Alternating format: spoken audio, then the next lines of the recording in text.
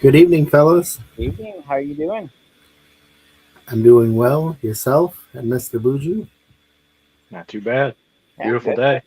Yeah, and it's supposed to be, other than storms, supposed to be even a little bit nicer tomorrow before it kind of crashes a little bit and then comes back. So again, definitely, if you haven't enjoyed the weather yet, head on out and not too soon. We got our Monday night rewind live tonight. So real quick before we get too far in, I do want to do the lineup for people who are joining. So we have a stacked one. Wil Wiggins from the Ohio Wheelman Series. The Super Stocks are coming to M40 Speedway on April 11th, so he'll be on tonight to talk about that. He might even talk a little bit about his compact things and the juice boxes that will be coming to Russell's also on April 11th. Not the compacts. We'll have Drew show with Midwest compacts there. And just a few minutes, we'll have Tabitha DeWitt joining us from the Angry Unicorn. She was at the South Bend Auto Show over the weekend, so excited to have her on and talk a little bit about the night of destruction and how she got into all that stuff. And then after her at 7:30, we'll have owners of the new Paris Speedway, Chris and Tracy, and they'll be talking with us. So again, guys, we have the show keeps getting more and more stacked each week, and tonight we have three official guests, so kind of like an expansion in a way. We started with two, and last week we had a lot of good feedback for Matt Kemp, on, and then from the South Bend Auto Show, Big Perm. So I know that was definitely a huge hit. Um, so with that, I know Drew and Buju, you both were at the South Bend Auto Show. So Buju, you were there Saturday. So, what did you think as you went through? Always such a great turnout, especially for the race car section, but a great turnout overall for the auto show. I think we were there 4 hours just chatting and looking through the swap meet. That turnout has really grown over the years. Luckily, I left my cash at home, so Card, PayPal, and you must not have watched all my lives to see that. So you could have still. That Hot Wheel table was cleaned out yeah. from when they were first setting up and everything. So Ron Verash must have been there first, right? No, he did not. They got slammed almost right away. That a lot of people went down there for the Hot Wheels and some of the die casts. I was waiting for someone to buy one of the gas pumps, quite frankly, and no, I don't think they sold the gas pumps, but they're pretty cool and they did light up. It's just each time I was down there, they weren't plugged in, and so it's like, I think they could have sold had they been plugged in. I think that was something, but I don't know how much power they had down there, if at all, in that room. And I mean, I'm sure there was something in there, but maybe extension cord and everything, they couldn't make it happen. But I think if they were lit up and people saw that they were functioning and worked, they might have, Rock Solid might have been able to, unload those three instead of taking them back home. Kept telling people, help them. They don't. We unpacked our stuff from Kalamazoo. I didn't want to take back all these checkered flags and everything. So yes, these are all to take, please. Yeah, those gas pumps were very cool. I just Yes, a little out of my price range personally. yeah. And I think Nothing. a lot Everything's got a price, Buju. Everything's got a price. If you like it, you're gonna get it. That's just an excuse. And I know, Drew, you were there Sunday. I could give a tour right now of my sports memorabilia sitting in my office. Oh, my basement's pretty nasty too. So, Drew, what did you think of the auto show? I know you were there just for a little bit yesterday, but what did you think? Well, I will tell you, I didn't venture away from M40's booth or Kalamazoo's booth, but I will tell you the interactions that I had with the people that were there. All different types of people, from motorsports to different car genre people to people that were just there because it was an event to do, from old, young, being pushed in a walker or a wheelchair. It was a really cool event and getting a chance for a couple hours. I wish I was able to be there on Saturday. Had a lot of great conversations, promoted a lot of racetracks while I was able to do that, and hopefully made some new fans for Kalamazoo Speedway, made some new fans for Russell's M40 Speedway, and let everybody know that there's a South Bend Motor Speedway and a Plymouth Motor Speedway right down the road. I mean, New Paris Speedway is out as well. It was a great combination. When you left, me and Tabby there decided to team up and just have a lot of fun. Hey, you want to sign a race car? Got rid of a lot of your checkered flags for you. So it was just a lot of fun. There wasn't one angry person that came through, so that's a nice thing. So you usually go to places and not everybody's happy. Everybody was happy to be there, and it was a good time. Oh yeah, and on Saturday we got slammed pretty much starting about 10:30, 10:45, which is about 30 minutes earlier than normal. But like slammed. It was consistent all the way until about 3:30. Then we had a little bit of a lull, but when I was going through talking with a lot of different vendors and different people, we all noticed the same thing, just the consistency. Where in the past, even talking with Mike Guy from the auto show, he works at the radio stations, and he said it was sometimes it's like spiky, but he said this year is just very consistent, just steady stream over and over and over. So weather certainly helped. It wasn't too cold on Saturday.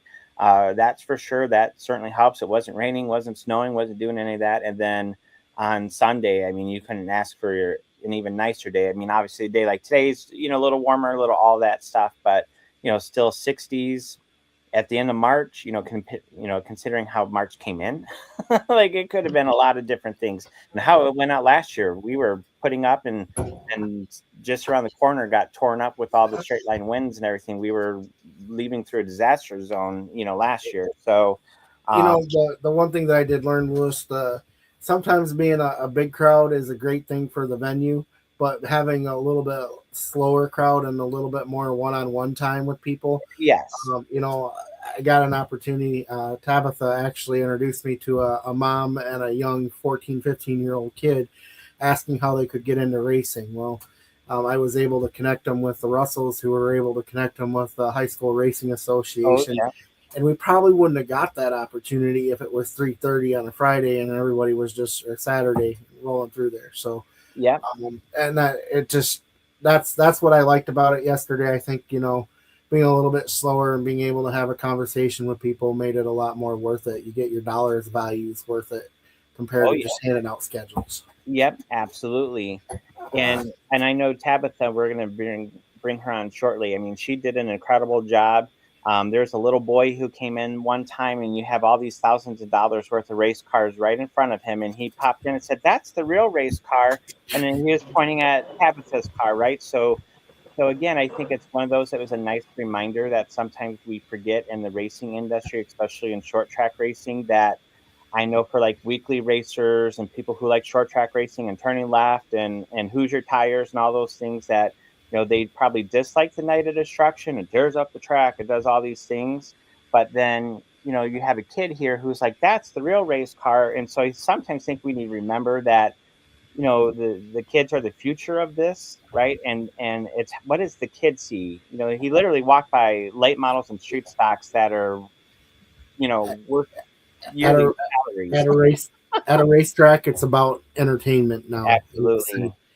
That's the entertainment that keeps the race car drivers turning circles. There would be a lot of racetracks that weren't racetracks.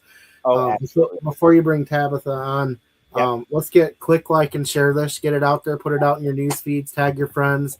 For us to get the show more viral and moving, if you get it in your news feeds by sharing it, commenting in it so it shows up in your timelines, and even like the post either on National Compacts or Top Row Racing Media. It'll help us out tremendously.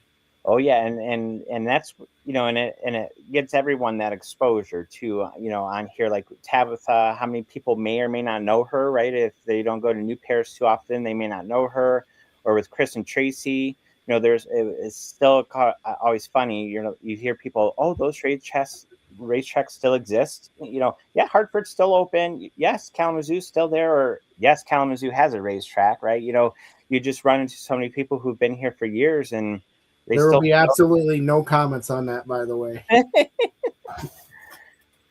But if we're ready, speaking of no comments, sometimes with those Night of Destructions, right, you just don't know the chaos that will happen. So sometimes the comment section might have a little chaos. So if you're all ready, we can bring on someone who helps deliver the chaos at the new Paris Speedway, and this year it sounds like at other tracks too, with the between a new car and a car that they're semi-retiring. So, are you guys ready? Yes, sir. All right. So again, everybody, welcome the Angry Unicorn from the new Paris Speedway. We have Tabitha DeWitt. Tabitha, welcome to the Monday Night Rewind. Thank you for having me. Oh no, again, just sitting next to you on Saturday and Sunday, watching you do your thing and interacting with adults and kids. That was really exciting. And so I heard you tell your story a few times. And so for people who are watching this who may not know who Tabitha DeWitt is, or even how the Angry Unicorn came to be, why don't you give us a little bit of your background and how you got into racing, what you like about it, and then, of course, how the Angry Unicorn was born. Yeah, of course. So I was very fortunate in that I kind of grew up in a somewhat race family and a mechanic family. And so we were always into cars and this and that. My grandfather actually raced at New Paris back in the 60s. And then my stepdad ran New Paris in the 90s. And so I remember as a teenager spending hours upon hours upon hours in the track pit, down in the pits and in the grandstands and just watching all the cars. And it was something that I always loved, but I wasn't really sure quite how to get into it. So it was actually kind of funny. New Year's Day up at M40 2020, they ran a New Year's Day race, and can't remember what the name of it was, but it was something catchy and it was something fun, and we thought, why not? Let's go check it out. So my cousin actually had a car up there, and they said, well, let's do a ladies race. Don't know how many women are here, but let's throw it out. Let's see if any ladies want to race. And he said, hey, do you want to hop in the car? And I thought, well, me, anything with wheels, I'll drive it. So I said, you got a helmet? So, yeah, I went out for that, just a short, I think it was a 5 or an 8 lap race. Snow all over the track, 4-foot snowbanks in the corners, absolute madness. And I fell in love. I was hooked from the moment I got out of that car. So you talked a little bit. I got to know you a little bit on Sunday. Your first event was at M40 Speedway. You're from New Paris, that's your home track, but didn't you have some family members that raced at M40 prior to that? No, pretty much everybody raced at New Paris when I was younger, but we've always cycled around. I know my dad, my stepdad, when he was racing, he did like to go to some of the other tracks and frequent them as well.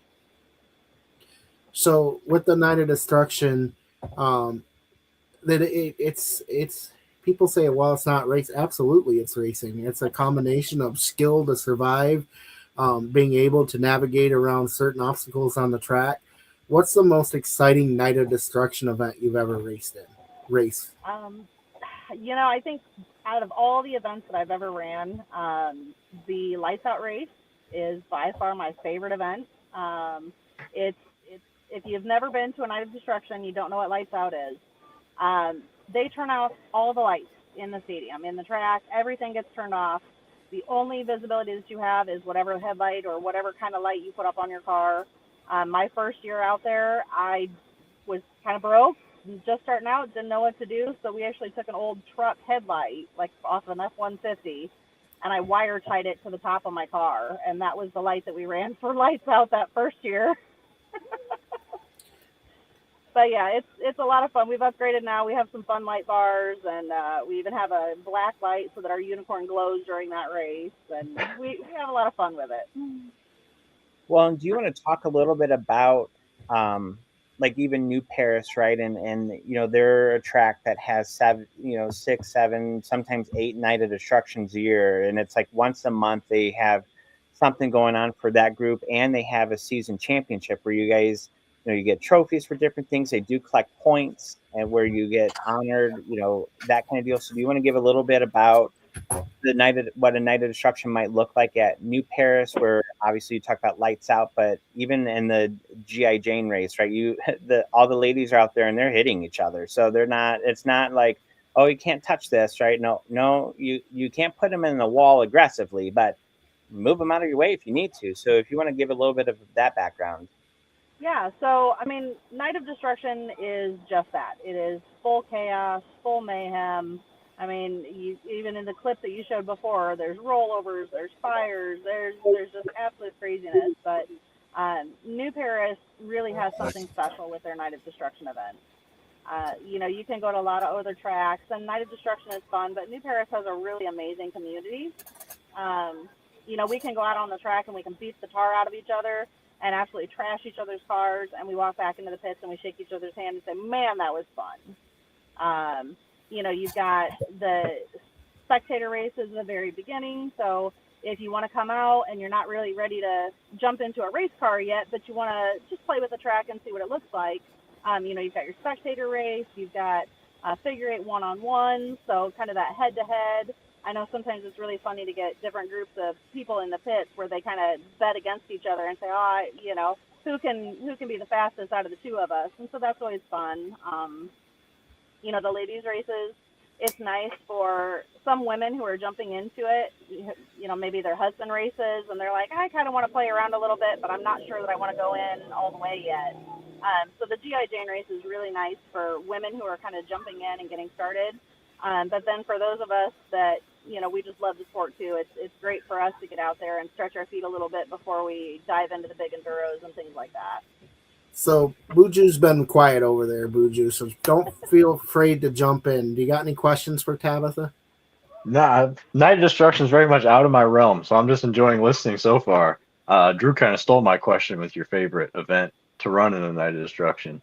Have you run much outside of New Paris? I know that's your home base, but have you run much Night of Destruction stuff outside of New Paris?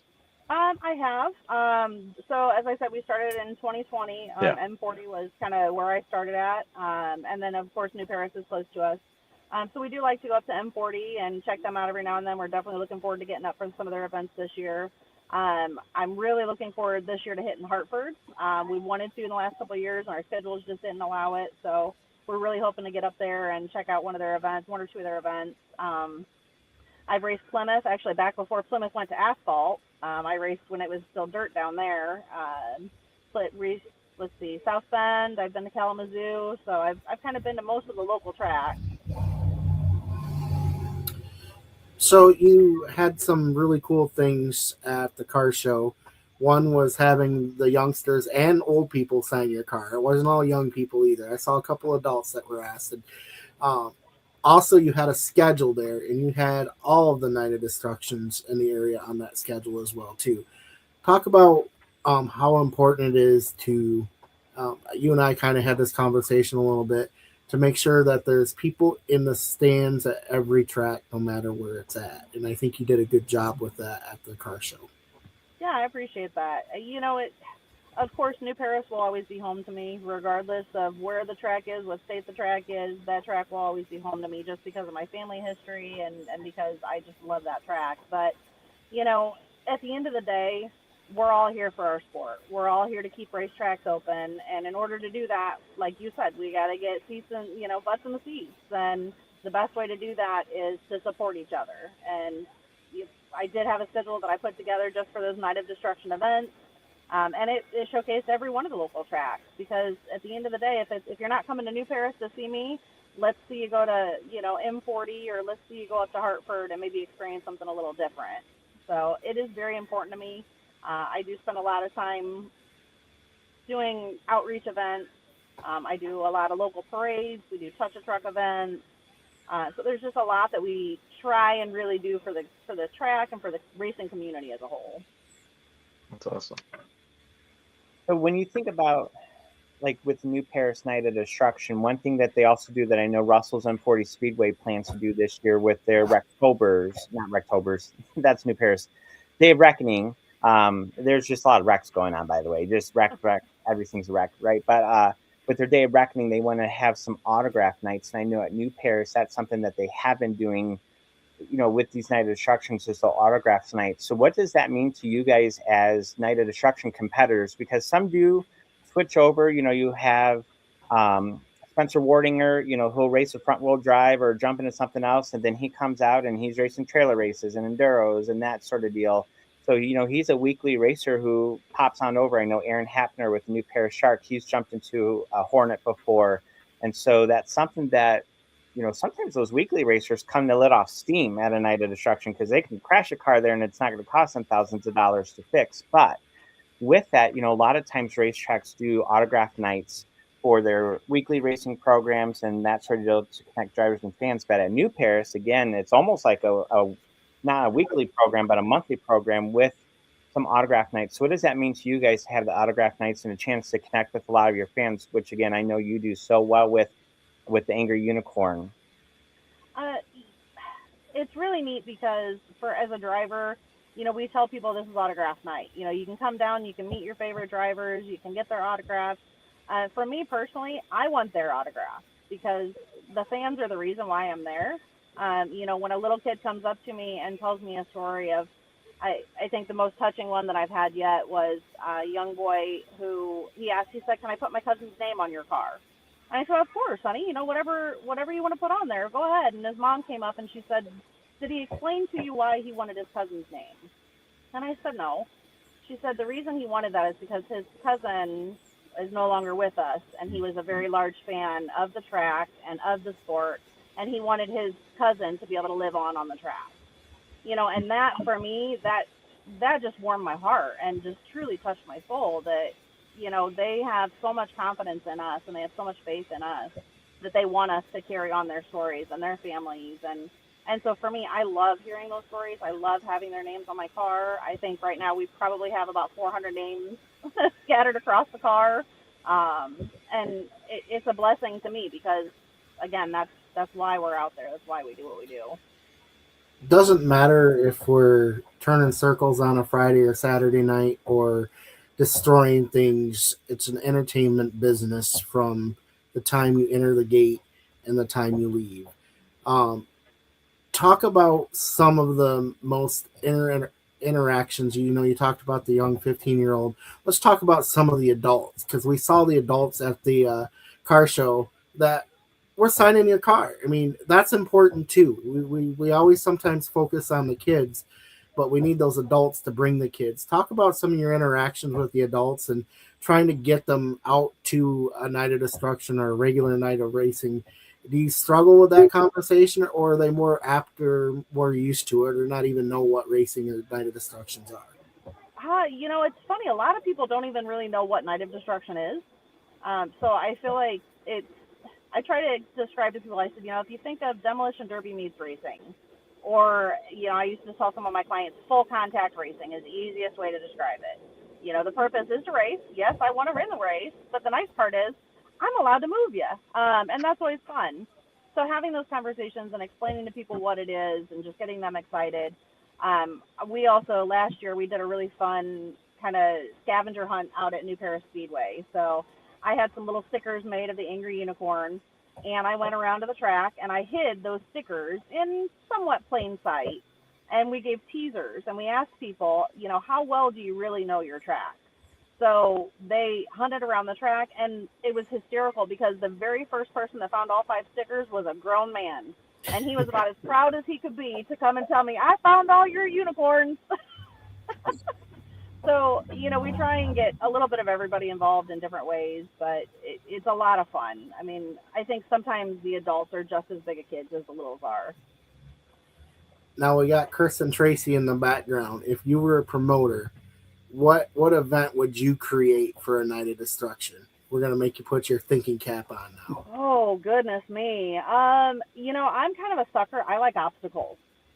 I like having obstacles out there. So, maybe throw a big tractor tire out there up in the apex of 1 and 2 where you can't hit that high side. You can't hit that high line out there, and it makes it a little more difficult. So I have to say I'm always a big fan of those ones. Anything with obstacles. You'll like the pole race then. I know they do the pole race every few months or so at New Paris, but I know at Hartford that's kind of one of their staples is a pole race on the front stretch and on the back stretch, and it's on dirt, and the track is wet, and you have all these cars trying to circle this. I mean, sometimes for that race, like I'll follow the poles, at New Paris where it's usually on the front stretch and goes around, but at Hartford I just focus like my camera on the poles and I don't move from that because turn 1, 2, 3, 4 has not a lot going on, but I get a lot of stuff. Just, sometimes people are like, "Why didn't you move the camera?" The action is not in the turns. The action is, and the poles are almost right across from each other. So it's like, I need one shot to get two things here and see all the chaos. Otherwise I'd miss so much, especially Hartford just so humongous. So it's like, it's not like New Paris where you could probably move around and still get it in the shot. You have a 3/8 track that's like a 4/10 track that you just got to try to squeeze in as much as you can in a single shot. But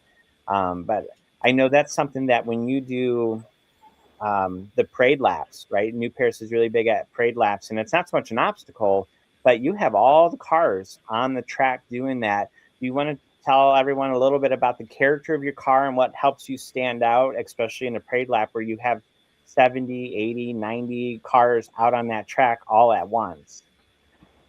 Well, so when we first started, when I first got my first car, it was just an old Buick that my brother had. Somebody had stole his catalytic converter off of it, and he said, "Hey, I don't have a use for it anymore. Do you want to run it?" And I said, "Sure." So it was just kind of a plain Jane, simple car. You know, we ran the number 28 just to pay homage to my stepdad and when he ran, and wanted to honor him. And then once we started to get into year two, we thought, we really want to stand out. We want to do something a little different. I want to find something that's going to make kids smile. I want to make something that's going to make people giggle. And my daughter, who's 11, when she was younger, she was obsessed with unicorns. She absolutely loved unicorns. And I said, well, what a better way to get young kids involved, especially young girls who maybe aren't used to seeing other women drivers, but how can we inspire young girls as well? But you can't do a fun, pretty, fancy unicorn. So we said, if we're going to do destruction, we've got to do angry. We've got to make sure that she makes a statement. So I just kind of started looking up some different ideas. We came across this design, and I instantly fell in love. So we very quickly became known as the Angry Unicorn. And over the years, it's grown and it's changed. So we now have a very large stuffed animal that actually rides in the back of the car every race with us. I think she's probably done about 30 to 40 races now with us, and she rides in the car. And then I was out for a year for back surgery, and so when I came back out on the track, I said I really wanted to make a statement. I wanted people to know that, hey, we're back, we're ready to go. So we installed a fun new horn on the car. So as soon as I crested that pit entrance there and I flipped the horn, you just saw everyone's heads turn. And it was just such a fun, unique way to get people involved. Again, to get people laughing and talking, and just young and old alike. How can we make them smile? So you've done a great job to market your Night of Destruction team yourself. Where are some of the places that they can find you on social media? Do you have an official team page? I do. So it's actually just called The Angry Unicorn on Facebook. We have a lot of photos over the last 6 years of our racing. I always try and post updates as to what tracks we're going to be at, any kind of outreach events. We've got a big parade coming up over in LaPorte, July 4th, that we're going to be doing. So we certainly travel, and I always try and keep updates. That way everyone knows where we're at. And of course, we got to talk about your first event on April the 18th, I believe. Promote that a little bit and talk about what you're most excited for. Yeah, for sure. So April 18th, new Paris season opener. I tell everyone, if you've never been to a Night of Destruction, April 18th, be there. It is by far one of the best events of the year. In my opinion, April 18th and the Rectober, those are our two hottest hits. After the winter and everyone's been cooped up and pent up and everybody's just really ready to race. And so it is an action-packed night. There will be crashing unlike any other, for sure.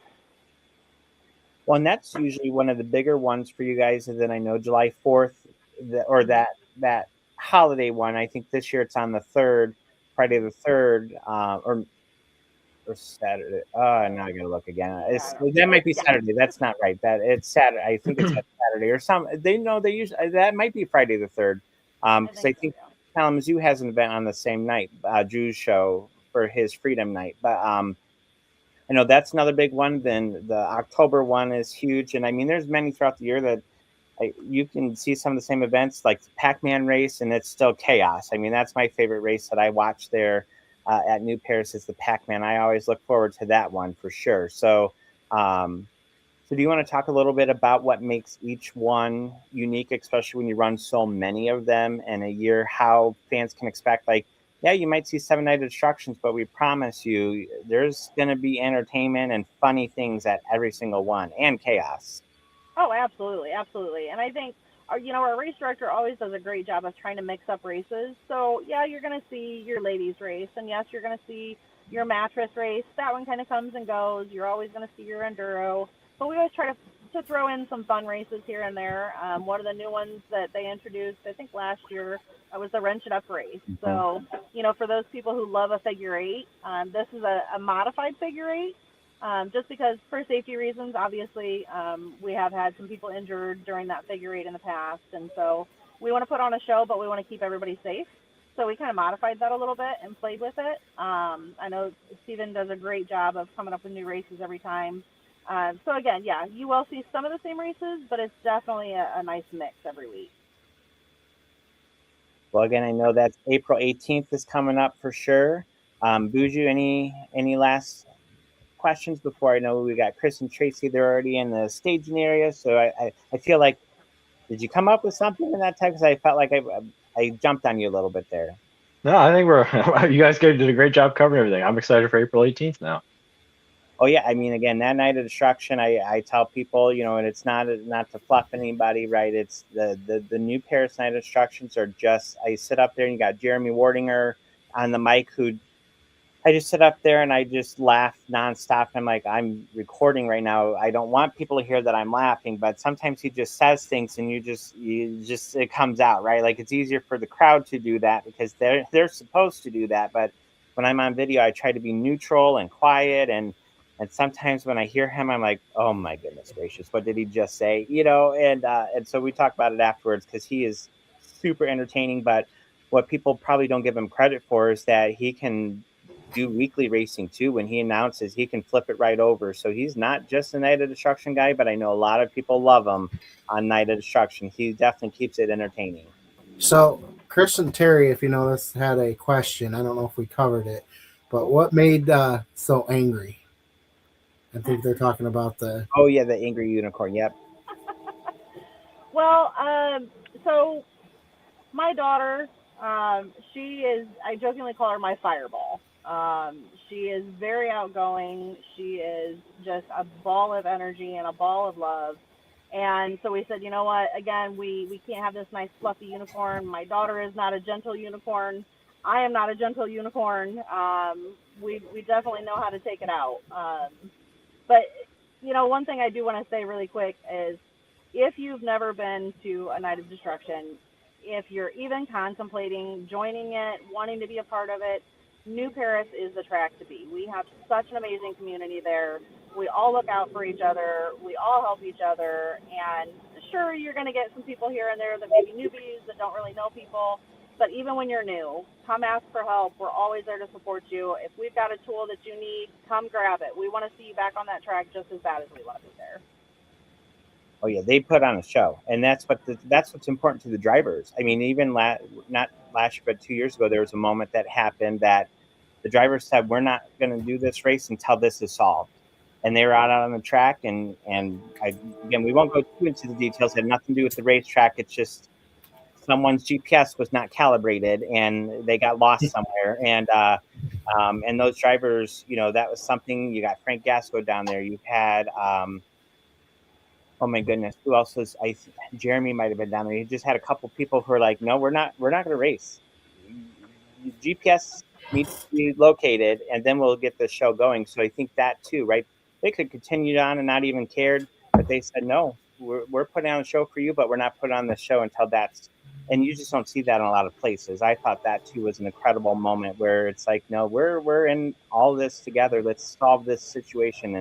And I haven't seen that anywhere since. So that was one of those things that was another light bulb moment for me where I'm like, it's just different, and that's not a bad thing, right? That's a good thing. And so again, Tabitha, I know when we asked you to come on, and it's like, oh, maybe tell 725, but I know you're able to get a little bit more. So I definitely appreciate you coming on tonight to talk a little bit about the Night of Destruction and do that again, April 18th.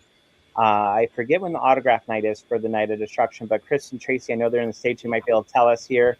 Come on out. You'll have a new car at New Paris this year, so definitely more signatures will need to be. And I know you also shared Sunday that you keep the hoods and everything. Like, you don't get rid of those. Those signatures are super important to you to just remember all those names and everything. So that's pretty incredible. Yeah, absolutely. I look forward every year when we trash a car. It's always funny. We take the hood off, we hang it in the garage. My garage is gonna be covered in them before I'm done. But I don't ever want to forget that. I always want to tell myself that I have to remain humble. And if it weren't for those people and if it weren't for those signatures, I wouldn't be anywhere where we are now. So. And again, you're fun to watch too on the racetrack. I mean, you get out there and it's like, okay, it's go time. And and that's for all the drivers. I know Troy Stanley was on here. I know last year she couldn't race because of the baby, but I know this year she plans to get back in, and you just have so many incredible people down there, who put their heart and soul into this, and it's one of my favorite things to do throughout the season is to be at New Paris, especially at the Night of Destruction. So I know we'll be seeing each other here in a couple weeks, and certainly I hope a lot of people come out and pack the stands that night, because it's if you just haven't been to a Night of Destruction at New Paris, I promise you, for the I think it's $15 ticket to get in, which is cheaper than most Night of Destructions in the area, you're going to leave and feel like you got your money's worth. It's a buffet for everybody to enjoy. If you like burnouts, if you like the spectator racing or one-on-one drags, figure eight racing, you name it, trailer race, it's going to have it all. So if you walk out hungry that night, and not just concession food, right? But if you walk out hungry that night going, man, I wish there was more, then I don't know what you saw, because I walk out full and exhausted mentally, where I'm like, that was just incredible, but now I need a nap. So again, thank you so much, Tabitha, for coming on tonight, and I hope you have a great rest of your Monday. Thanks for having me, and I look forward to seeing everybody this season. See you on April 18th. All right. Thanks, guys. Thank you. Thank you. All right. So while one from New Paris heads on out, we're going to pull in Chris and Tracy. I know they've been waiting over in the staging area. So again, Chris and Tracy, we just had Tabitha on talking about New Paris. So welcome, owners, Chris and Tracy of the New Paris Speedway, to the Monday Night Rewind. Well, thank you so much for having us on. We really appreciate this, and it's something we've been looking forward to since you folks invited us to come on. So yeah, we look forward to a nice little chat together. All right, and I know you guys were just on trips, and I know you've been a big part of the Indiana Coalition of helping with the Right to Race going on and everything. So for people who don't know you guys, right, we'll get to those little things here in a little bit. But for people who don't know who you guys are as Chris and Tracy, and your ownership of New Paris since Donnie Klotz sold it to you guys, if you want to give a little bit of a background, how long you've been there, and how you got into racing. Well, okay, where to start? We're in total different paths on that. I'll let Tracy open the history book here and kind of give a little bit of the backstory and history as to longevity and so forth. Well, my background history is I grew up racing just about you name it. And my brother really got into motocross and enduros after the good old bicycles and everything else that we did, but three-wheelers before there were quads, we raced them all. And then he actually got into owning a wing sprint dirt car, so he's been an owner of that for about 20 years. So I come from more of racing, more dirt and things like that than Chris does, who really came out of go straight and don't turn left. So yeah, one skill at a time, please. He hasn't mastered turn left yet. No. I actually raced the first year before we bought the track in the Hornet class. Built 3 cars that year that I ripped down and made into Hornets. So raced that and had the turned them then into house cars for our first couple of years. I still have that car. You still might see it out there. I'm half tempted to put it this year in Night of Destruction. I've raced on obviously regular track, but I want to see what it's like on that slick soap track. So it may have a little fun. So there's something you can look forward to. Maybe we'll see Tracy out there if we can get the car going in the mom's race, or who knows. I know Stephen. So your background though is drags. Oh yeah, go ahead. I grew up with a lifelong passion, I guess, starting probably about the time I could get my first job when I was 16, which was way back in the early 80s, but got into muscle cars and collecting muscle cars a little bit, and doing some drag racing. Never full season serious, but tried to get out a few times a year and do some drag racing. So yeah, my background's a little bit different. I did have and still do have a passion a little bit for the NASCAR stuff. At one point, obviously back in the heyday, I was really big into it, to the point where made a trip out to Las Vegas one time and Richard Petty had this driving experience thing that they did. So I purchased an 8-lap experience, they called it, around Las Vegas Motor Speedway, and it was really unique because your instructor was not in the car with you; he's in the car in front of you, and you just had to understand his hand signals. So you get to one of these things, you go through a class, you go out on track in like big vans. They take you around the track. They show you where your spots are and what to hit, and then then you wait your turn in line and jump out and do your experience, whether it's 3 laps, 8 laps, 20 laps, whatever it is. But I just remember, and this was probably shortly after Tracy and I met, so we were just dating at that point. I don't think I stopped smiling for 3 weeks. I mean, going 160, 170 miles an hour in a car around a track, and he actually turned left. And I actually was given I had the number 8 Budweiser car, so it was a clone to Dale Jr.'s car at the time, and yeah, it was well spent money on my part. So a little bit on the roundy round, but typically came out of the drag racing world. So then we purchased New Paris in 2018 and ran our first race in 2018. So before that we job shadowed everything out there for a year. And then, so since 2018, time's gone fast. It's like, wow, we're already at 2026. And I used to frequent New Paris as a kid when I was younger, in that 18 to 25, maybe a little further range. So I was not unfamiliar with the track, but shadowing the track for a year, trying to make the proper decision and move forward with the purchase was quite an eye-opening experience. I think Tracy and I each either shadowed or worked every position at that racetrack. Obviously flagging was a shadow thing, and certain things, race director, was a shadow thing. But, during that first year before we purchased, you could find us in concessions. You could find us working souvenirs. You could find us on the safety crew. I was scoring. Tracy was up in the tower scoring. We did it all. Just kind of, we wanted to get the full experience and make sure that we were making the right move for stock car racing in general and short track racing as a sport, but also make sure that we were making the right move for our family and our plan moving forward. It was like undercover boss. It really was, because nobody knew who we were. It was actually kind of fun. We knew people out there, and they're just finally about halfway through the season. They're like, "You guys hardly ever came out here. Now you're here every week. What's going on?" So then we started attending drivers' meetings, and people started putting things together. So that's kind of our history background. So go ahead, Buju. You guys mentioned making sure that you're doing the right thing for the sport, and Lewis mentioned early on that you're involved with the coalition for the Right to Race bill that's being passed around in Indiana. So can you talk about maybe what troubles New Paris has faced that this bill would help fix, and more about your involvement with it as it moves along down the line? I can get that, or you can go ahead.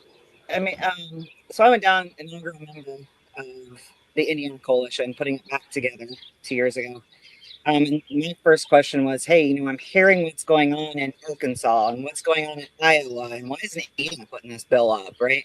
And that was I was like, yeah, that's a good question. We are a racing state here, it's us in North Carolina really, get NASCAR going and short track and everything. So it came up this year.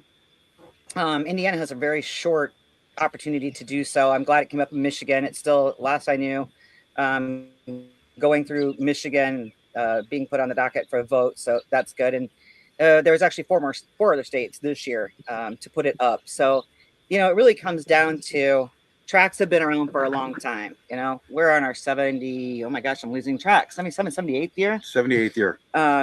That New Paris has been in operation running as not us personally. Yeah. People make me I'm that old. Sometimes I feel that old. So, the tracks have been there before most of the things have developed around tracks, right? And as owners, promoters, we really do watch out for the neighbors, and try to make sure that we have the racing in a timely manner. Also, with the fans nowadays wanting a little shorter racing, they don't want to go till 2, 3 o'clock, 4 o'clock in the morning like it used to be. We realize that we're in a very conservative area. A lot of our spectators, a lot of our racers, our churchgoers, we have an Amish community around us, so we want to be very respectful of them.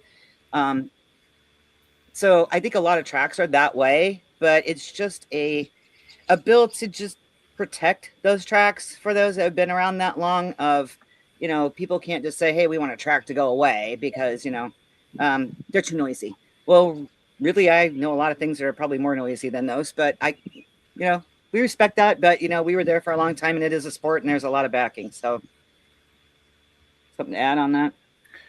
For the most part, the neighbor's been great. Occasionally we'll get a complaint, and we'll try to make sure we address that with the neighbor. But the big thing is not to have 20 street stocks or 15 street stocks or limited late models or whatever, Hornets, front wheel drives running around the track at 2 a.m. That's where people start to get a little bit ouchy. So we try to keep a good flow within our show and be respectful of our neighbors.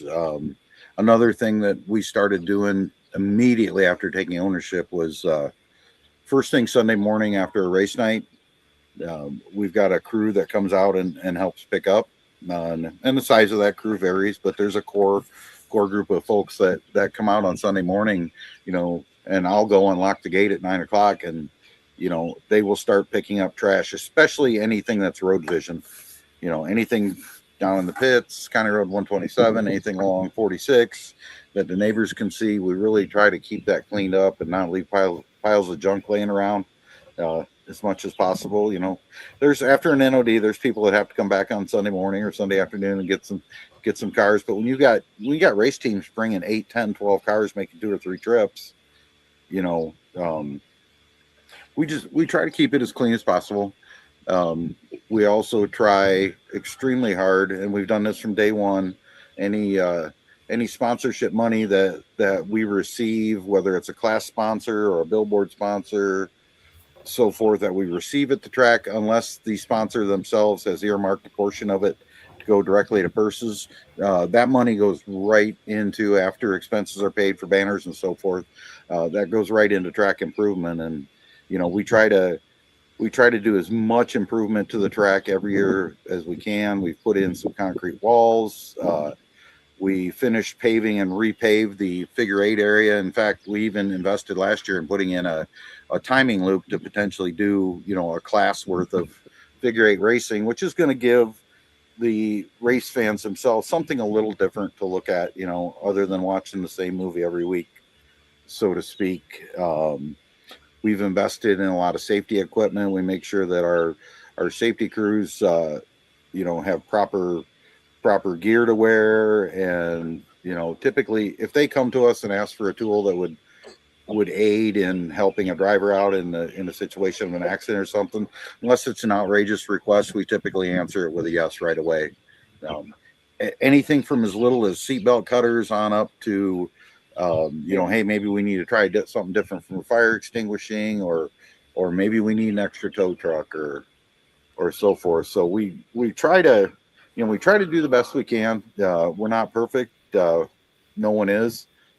We've made mistakes along the way, in NODs, in racing programs, but we all do, and we always, there's been countless times there's been mistakes made, whether it's been by us or maybe a member of our staff or something that affected the outcome of a race, especially when it comes to payouts. And there's been more than one time that Tracy and I have stepped up, and out of our pocket, tried to make things right with everybody. So we do try to make things right with everybody. Forgot Lewis's favorite upgrade.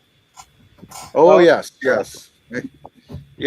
Lewis's favorite upgrade last year was, we had been looking at doing something a little different with on-track lighting. We started with changing out the bulbs. We've got a couple of 60-foot towers. Luckily, we have a person that's willing to go up 60 foot and change those bulbs.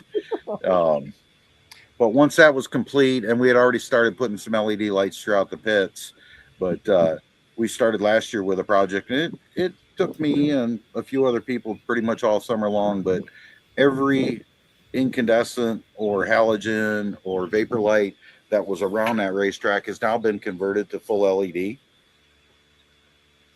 So as the drivers say, it's the brightest track around, and don't look up. we're not NASCAR bright, but it's there's, I think the only complaint we've had is people saying, hey, we just got to learn not to look up too much, or we're gonna be seeing spots for a while. But kind of the nature of the beast with the height of the poles, the light poles all the way around the track. But everything was converted over to LED. So just we try to constantly make a little improvements here and there, and if there's suggestions for improvements, if it's viable and it's in the financial cards, then we'll move forward with it. But if it's not, then we try to let people know, hey, it's something we want to address, but it's not in the cards financially this year, and we'll look at it there. And I think a lot of people, they don't drivers, fans, crews sometimes don't understand the cost, and Drew, you've run your series and so forth, how expensive it is to put on racing. So we try to get people to understand a little bit, what the investment is, and it isn't just this giant cash cow that throws money around all over the place.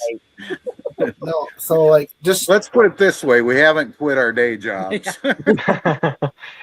Absolutely, you guys do some big races yourself, and we'll talk about those here shortly. But a lot of people don't understand that. They just think you magically open the gates and people show up, and you don't have a lot of payout there. Perspective for me, who leases a racetrack, on an average, we're probably $22,000 to $30,000 on a lease show that includes insurance, employees. That's stuff people don't look at. And looking at your schedule, you got your season opener on April 25th, but then you got two iconic events. Talk about what they mean to the Speedway. You got the Summer Sizzler on August 1st, and then you got the Flagger Boy, one of the biggest street stock races in the area, on the 8th of August. Two very big races. Sizzler this year will be the 25th anniversary of the Summer Sizzler. It's become well known, at least throughout the Midwest. It was one of the biggest late model races to take place. A lot of nostalgia there. And for it to hold the longevity of making it to 25 years is something to be said. But that's our big outlaw late model show. And Reveal the Hammer is coming back in this year. And we were actually the first race for Reveal the Hammer when they first kicked off. So they're coming back for our 25th anniversary this year too. So on that one. So yeah, Summer Sizzler is always fun. It's typically been a 2-class evening.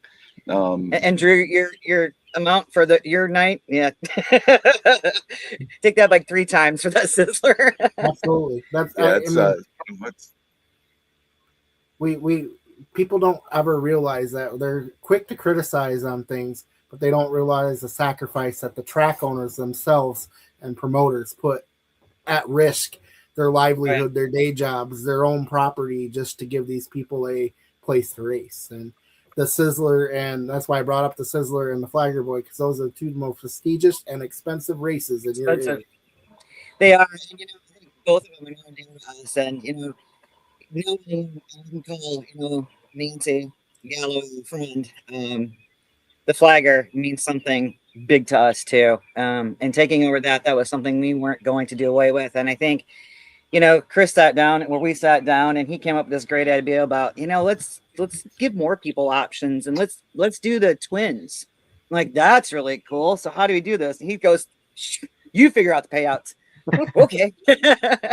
And I'm one that I like to spread it through the field, instead of top all the time. And, it's a great top payout. Don't get me wrong. It's a great top payout, but it's spread really well throughout that field. And then you do it double. So, I think what we have, $40,000 of payouts last year just for that one class. So, but it attracts a lot of people. It gives them exposure. It's fun. They love, where am I going to sit at? Am I going to be in the Danny class, or am I going to be in the Jake class, or, who am I racing against tonight? And, when you have 32 of them out there with an option of winning, versus just like 16 or so, it makes a big difference, I think, for the drivers also. It gives them an opportunity. The Well, thing and that's about why- the thing. Oh, go ahead. Lewis. Oh no, I was gonna say that's what I love about the Flagger Boy is just the one feature last year. You just looked at the lineup, and I think that if I counted right, it was like 8 former or past champions in just one race, which One includes race. also someone who won at the Bristol Motor Speedway. You know, and Yeah, and a couple years ago it was families. I don't know how families got into each together. I'm like, how did you? yeah, because semis Yeah. were together. Yeah, it was. I mean, you name it. It was, and that's. I mean, that's my favorite weekly event that you guys do, and it's not weekly; it's a special, right? But that's my favorite is the Flagger Boy because just that night has such a different feel to it, and the fact that I know a few years ago you guys had 78 street stocks, I think it was, on the property, and like almost half of them having a chance to walk out tonight as a winner, right? And that's not even always like who people expect, right? Like, yes, they find their way up there, but it's like anybody tonight has a chance to win this, and you just and every track has an event like that, right? Kalamazoo has Ravers Rumble, M40's coming up with the Judgment Day, but it's that Flagger Boy with the history, the Galloways. It just means like it has that nostalgia to it, but also that just that importance to the track and short track racing in this area alone. Over 40 years, right? Yeah, I think it's over 40. 40 years. I have to get the exact. The big idea behind splitting and we had some racers come to us. One racer I played Little League baseball with, known the guy forever, Todd Hall, and we released the Flagger Boy Twin 50s, and he called me up. He goes, "I'm not so sure about this," and I said, "Well, Todd," I said, "you look at the car counts that come to the Flagger, and I know Reveal's run into this up in Michigan where, you got 56 guys spending a ton of money, or gals spending a ton of money getting a car ready, buying tires, etc. And 2022 make the field, and the rest of them get to go home." So part of that idea, all being costly, of creating the dual flaggers was, A, you're honoring the Galloway family, but specifically, Danny and Jake. So, okay, why not create 2 fields? And then if you got a car count of 55 street stocks, 60 street stocks, whatever, and you're starting 32 to 38, whatever we start. And the way that the lineups work out for this Flagger Boy Twin 50s is it's odd and even qualifying. So you're not just taking the top 16, 18 and saying you're in the Jake, and then 17 the next 17 through whatever, you're in the Danny. So we're trying to spread the talent by going with the odd and even qualifiers. But that is, that's very, like the Sizzler, very near and dear to our heart. We also are going on, I believe this is the second year we're trying a 3-race series called the Trifecta. Last year was Trifecta 3x5, and it was 3 races. Points were totally separate from regular race nights. They were Trifecta points. And at the end of the 3 races, whoever the points winners were for this, quote, mini series, each walked away with an extra $5,000. This year we're going to restructure that a little bit. Similar. We're gonna, it's gonna be similar, but we're gonna try and spread that grand prize, pot of gold at the end of the rainbow, back into the field a little bit and help some of those guys out. But that series is for the street stocks, it's for the modifieds, and is also for the limited late models. You have another unique race on your schedule. I want to talk about it. It's a growing race. Hopefully it'll be a little bit stronger this year. July 18th, you got the Survivor 180 Enduro. Talk about that a little bit.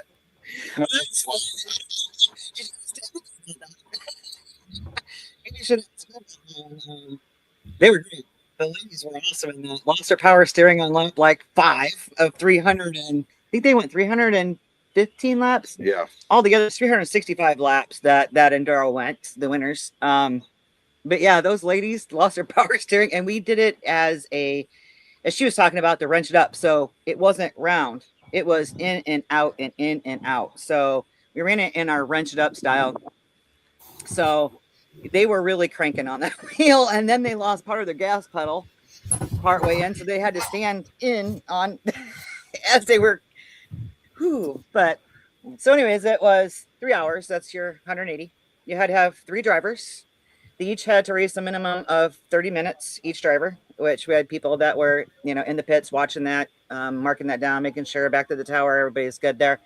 But after that 180 minutes, most laps wins. And what we didn't realize and came really into play was it was like good old NASCAR before you had the competition cautions, right? So they started figuring out the leader ran out of gas. I got to pit and put fuel in. And then it was, I'm down on the treads of my tires. And we started seeing sparks. And it was like, now they're changing tires. And so now it came back to the good old days of the thought had to go into when do I need to pit for fuel and when do I need to pit for a tire change along with the driver change. And it actually became really fun. So That's really cool. It was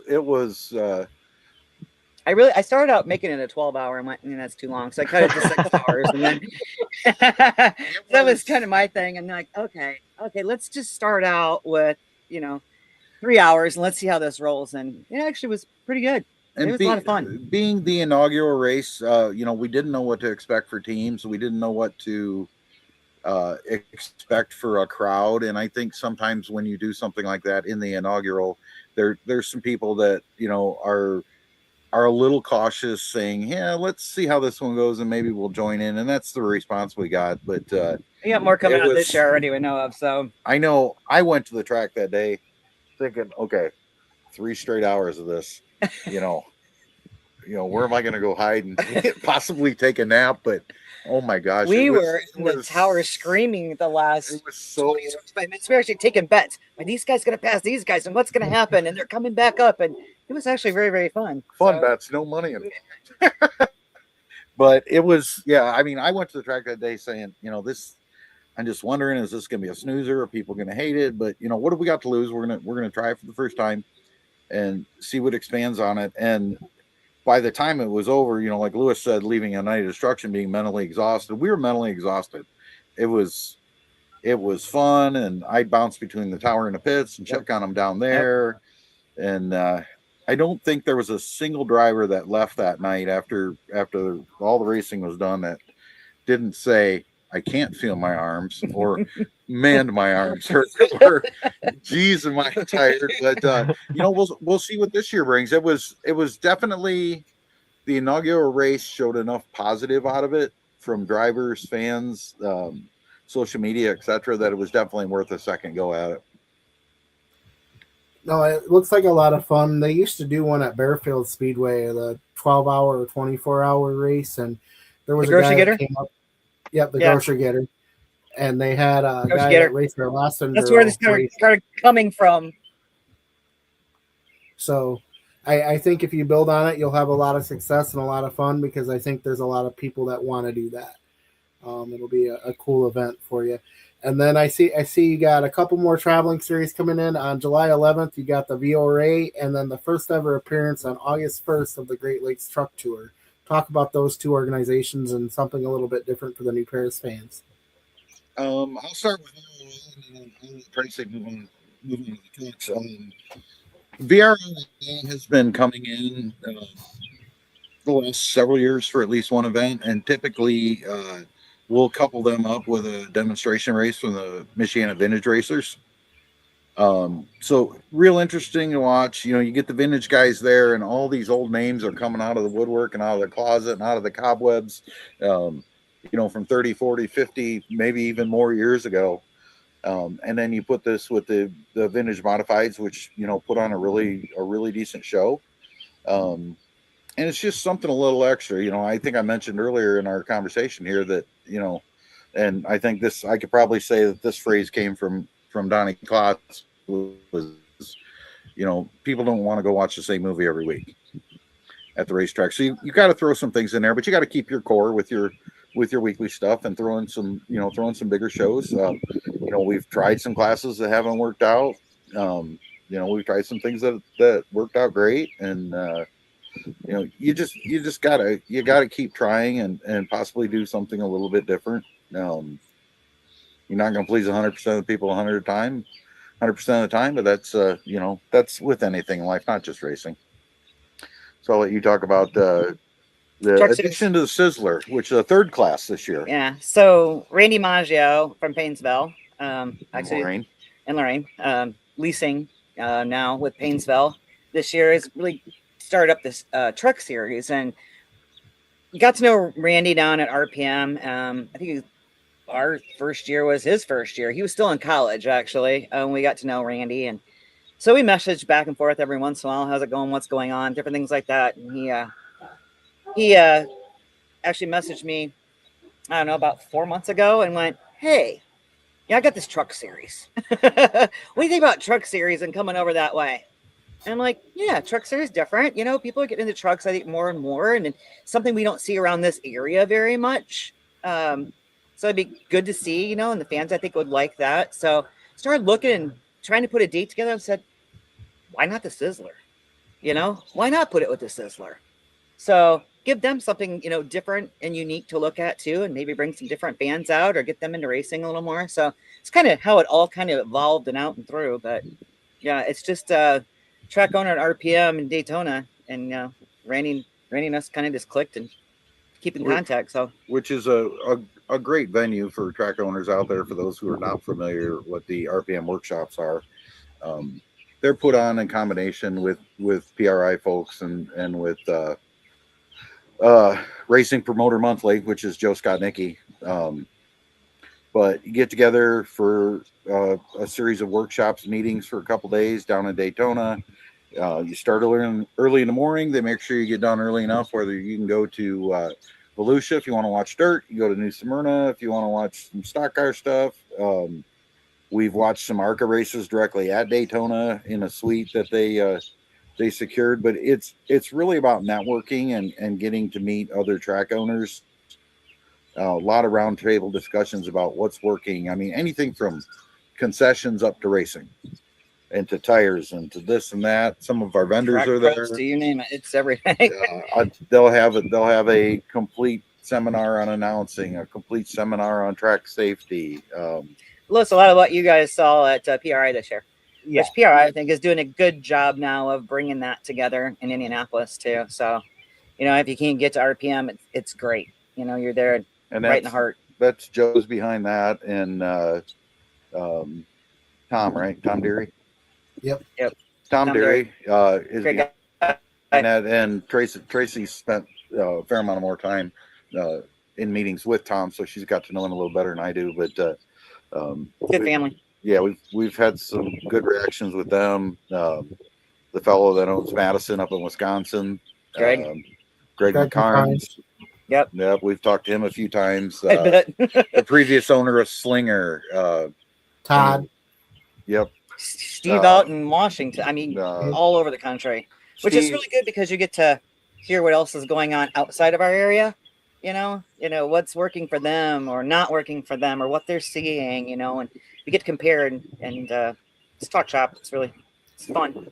It's good. I'm not sure the Good for last the time industry. you've been down to RPM, but Greg McCarnes puts on a Midwest Best Remember, Party. we were there. now. Yeah. So have you been a chance to go to the Midwest Best Party yet? We didn't go this last year. Okay. They exactly what you said. You know, I now have a Northeast mini stock tour series because of some track owners I met at RPM. So it's sometimes it's a good thing, and then sometimes it adds more to your plate. But absolutely what you guys have said. So, Buju, do you have any questions for him? Lewis and I have kind of hijacked this again. So Tabitha talked in her and as our last guest, a couple great moments about people signing their car and touching moments like that. I'd like to know a moment that you guys had that made you think this is all worth it. All the stuff that we do to keep New Paris running, all the blood, sweat, and tears I'm sure you've put in. What's a moment that made it feel worth it to you? Personally, from that side of things, you know, any time we have a really good night of racing, you know, when they bring the plaintiffs, they bring the runners, a couple years ago, one of the free shot races, we had a photo finish, and normally had to go to our track camera system to do replays with. So when someone comes up and says, "He door slammed me," turn 3 or whatever it was, you know, and you tell them, "Oh no, he didn't. You hit him." And we can go back to the video and do that. But Yeah, there's times, and everybody knows it's been in racing, and Drew, I'm sure you too. There's been times that you're just ready to pull your hair out and go, "What in the world am I killing myself for?" Hey, But Drew, then did you pull one of that out? I don't even go to the barber anymore. My hair doesn't grow. Just kidding you, Drew. No, I'm I love serious. all Like 10 years then ago, you- I was then a you'll- 100 then you'll pound have slider and a lot more hair. I wasn't as gray. But yeah, anytime you just have a good night of racing, that things click, and all of a sudden, where the last week you're leaving there, locking the gate for the night, going, I don't know if I ever want to come back to this place again. Then something will click the next week or whatever, and you just have a great night of racing. Of course, with the Nights of Destruction, Tabitha covered all that. I mean, these people truly work together and make a family out of things. They make it a lot easier for us too. They'll come out, help out the track. They'll pick up trash. They'll do a lot of things like that. And I remember a couple different times I went, wow, that's really cool. Or, there's a wreck on the front stretch. We were early in, probably our second, third year. And the driver gets out. He's standing there. I know he could be really upset about the situation, right? What does he do instead? Takes his hood pins, walks over to the fence, and hands them to a couple kids that were standing there. Those kids were just so ecstatic to get those hood pins. And I'm like, that's it right there, Kevin. That was a really good thing. It was Kevin Whitmer. That earned him a Sportsman of the Year award. It did. It was stuff like that. We have drivers at Night Destruction that hand their trophies out to the kids, in the stand. Racers as well. Yeah, racers do it too. But this past year, I remember walking into the pits one night, and there was a couple of drivers that came up to me out of different classes and went, that was the most fun I've ever had on the track. This was great. And it was like they were having fun, and that's when I think I go, wow, okay. So I could be having a bad night, and they're like, yeah, this was great. I had so much fun out there. Did you see that? 3/4 of the time, I don't get to see anything. I'm running around like crazy, but you never know where you're going to find me at on a race night. And we try to be very present. Like, it is extremely important to us and has been since day one that when those gates open at 1 o'clock or 2 o'clock or whatever they open, Tracy's down there at the gates, checking people in, putting wristbands on them for the pits, scanning them in with, we got into pit pay this year. Kevin's on. And then I'll be down in the pit office. So when they want to come check in for the evening at the transponder, they're getting it. I want to make sure as a track owner that I'm there to greet them, say hello, wish them good luck for the night. First time here. This is why you do things, get with the so-and-so. Yeah. I try to get down there and hand out the payouts as well during a race evening and Nights of Destruction as well. And, sometimes the faces aren't always as smiling as they were when they got there earlier in the evening, but we try to be as present as possible and not have staff handle some things, and if there is some drama, some stress or disagreement or something, we'll let our people work on it. But if it requires it, then Tracy and I are more than happy to get involved and help resolve the situation. Community nights too, like our pack of backpacks and bicycle nights, kids night stuff, seeing those kids out there and having fun and getting them involved, get them away from these for a little while, so those are always fun nights for me too. I know it was like 105 degrees when we were packing 800 backpacks this year in July. It was hot. Everybody was sweating. We were all dying back there. But when you're handing out 800 backpacks to kids that need them in the community, it's and they're so excited about getting them, that makes big differences too. And real quick before we get too far in, because I know we have Wil Wiggins coming up shortly. Sheldon Lindlag did have a question. When does practice start at New Paris? That he needs to bring out his street stock. So, Lindlag. Oh no, you're the only one that's been asking. We just had this conversation. Had it tonight. We've been holding number one because of the weather, obviously. Just like you guys are saying, the biggest potholes I think I've seen in mine, I'm just going to say 50 plus years. See, I don't know how old I am, but I'm old. Out there right now, the track underground was still froze. Okay. And so if we put people out there, guess what's going to happen? So a racetrack. So we've been watching that, and we were just thinking, though, and we're talking tonight about it. We're getting to the point that we can do that. We've had people out there. We've cleaned the track. We've had the track sweepers out. So the track is ready as far as cleanliness goes. We were waiting for the weather to roll through for us, but probably Possibly. I'll throw it out there and get strangled for it later, but next week. Possibly this Saturday if the weather forecast changes. We got put new. We're putting new stop lights up on the track too. So for our figure eight, so instead of having turn 1, turn 2, 3, 4, you're gonna have double lights going all different directions outside. So where they're coming through those figure eights, you're seeing those lights from different angles. So we're actually making a little more progress out there as far as safety too, as we listen to the drivers on that. So I don't know if that's the case. We're gonna have to figure out how to get those through with the lights going up also. But we're on our second weekend now of trying to set up.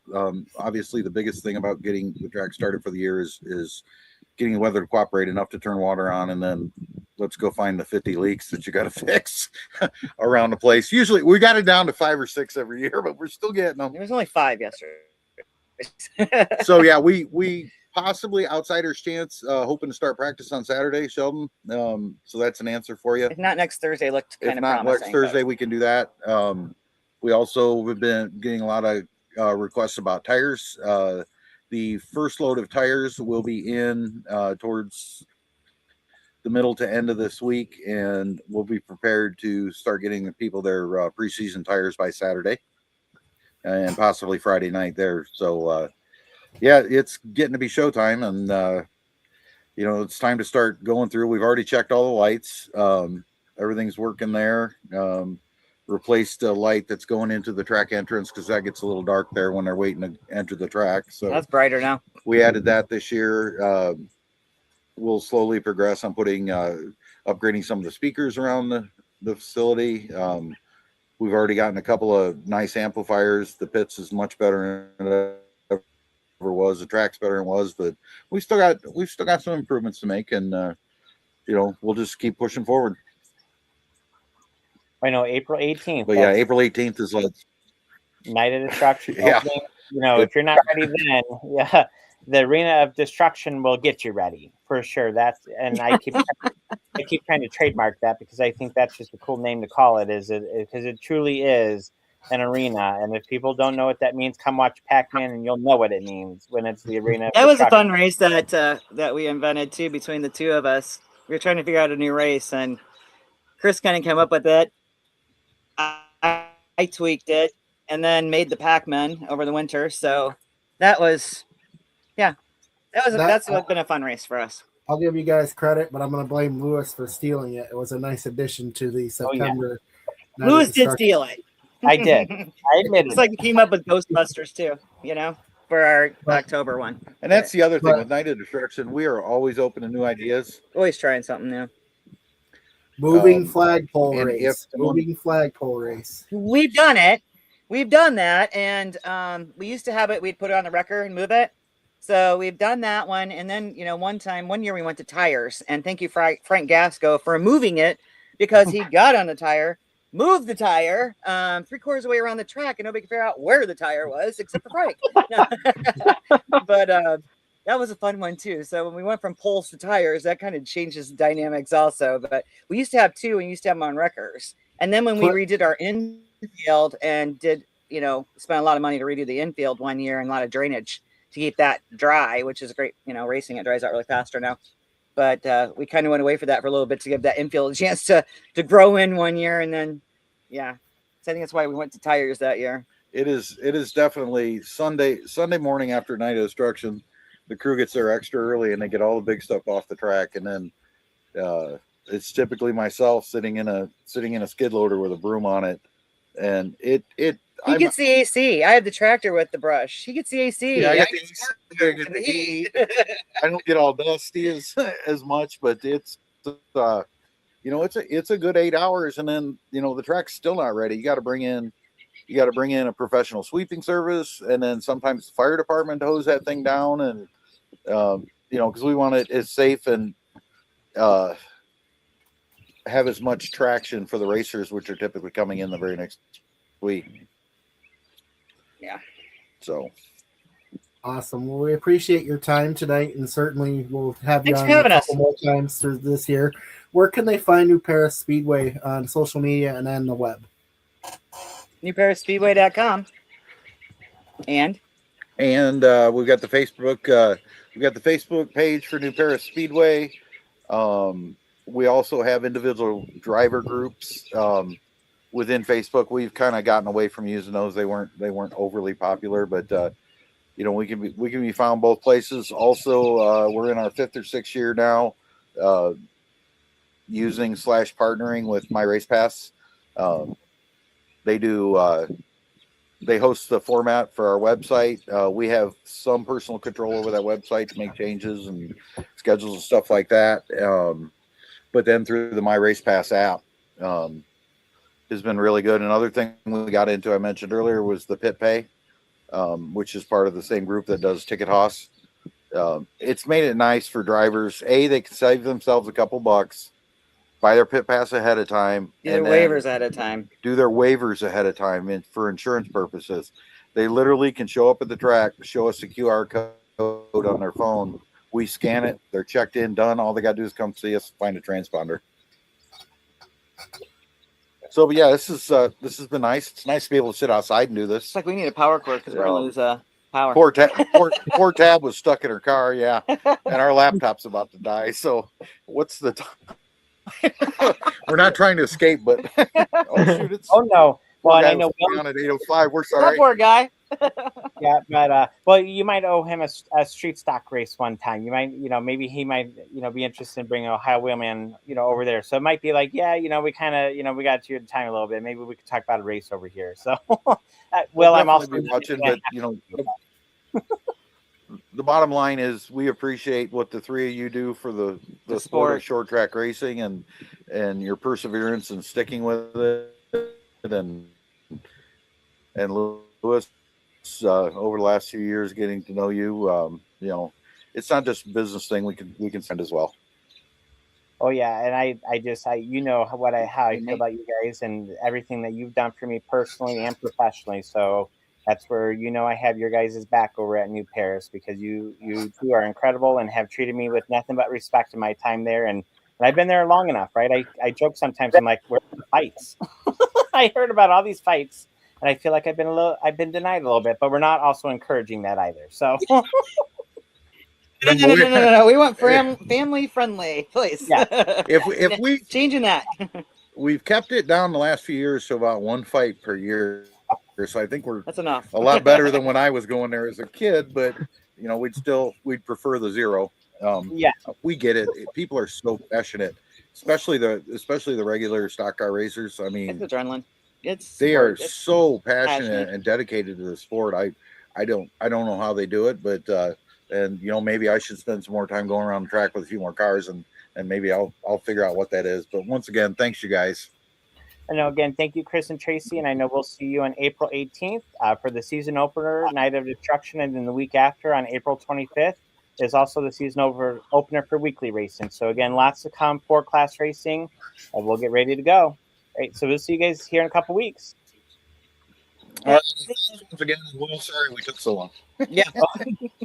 So we'll pull Will in, and we'll have Chris and Tracy exit stage left here. So again, Wil Wiggins, thank you so much for coming on tonight. I know we're just a few minutes behind, but hey, like I said, maybe if you need a race up here, that you could say, hey, remember this one time on the podcast when you took a little bit, But again, Will, I know you have a huge show coming up on April 11th, but I'm going to have Drew take over because I feel I need a drink really quick. Otherwise, my throat's you're going to hear like grogginess here in a second. So Drew, why don't you go ahead and get us started with Will, because I know I only know you a few. I've met you a couple times, but I know you and Drew have a really close relationship over the years. Yeah. So, Will, welcome to our show, Monday Night Rewind. You had me on your podcast a couple weeks ago, and we talked to the Ohio base. Tonight, we're going to introduce the Michiana group to what the Wheelman is. So, I think there needs to be a little bit of clarity. I don't think there's much difference between the street stocks and the super stock series. So, let's talk about some of the local drivers that will be racing with us, the rule set compared to what's here. So maybe we can pick up a couple more drivers that will race at Russell's M40 Speedway on April 11th.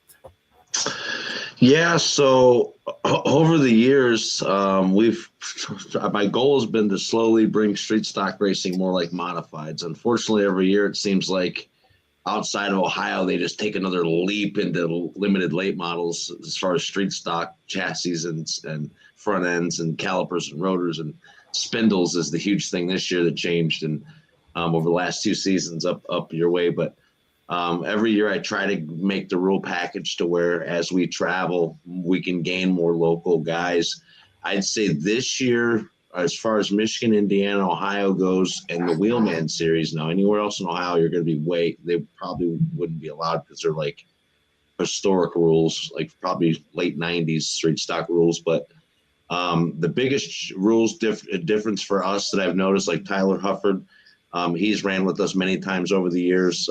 There's been a couple guys out of his shop that have ran with us. I know Jerry Andrews has ran with us, his dad.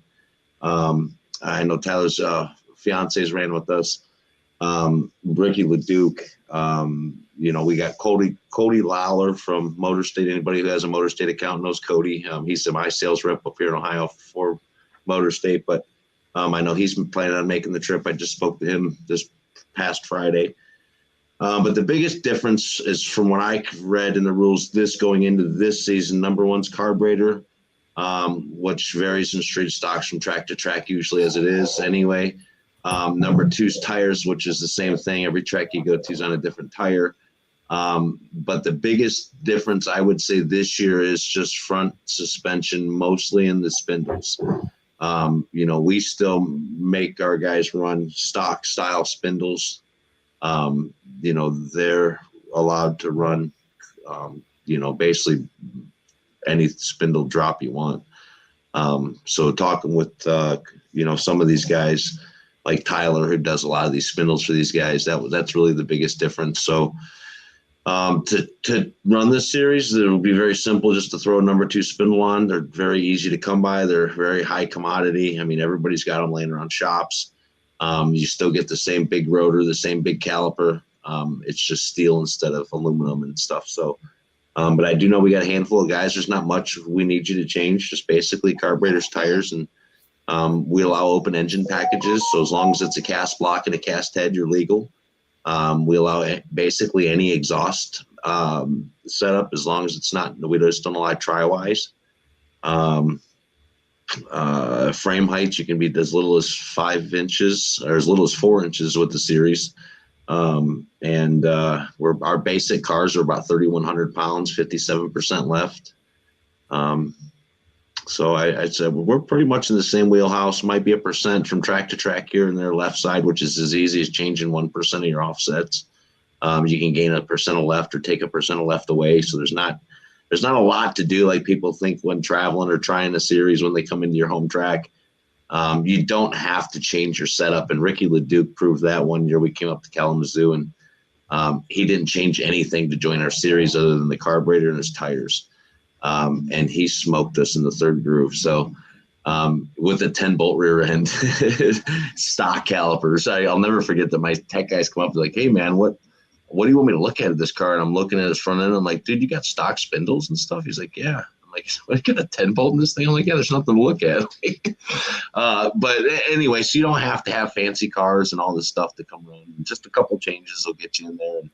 And our tech guys are really good. We've got, we travel with this year we'll have 3 to 5 really good tech guys with the series. I mean, we bring an ABC jig. I mean, we have a carburetor guy, we have an engine guy, we have a, chassis guy. We try to make sure everybody that joins the series is on the same page. And I think that's what's built the brand so much over the years is we inspect what we expect when you come to the series, So not only do you have the Ohio Wheelman Super Stock Series, you have the Juice Box Series. Talk about that, because that's a really cool thing that you guys are doing as well.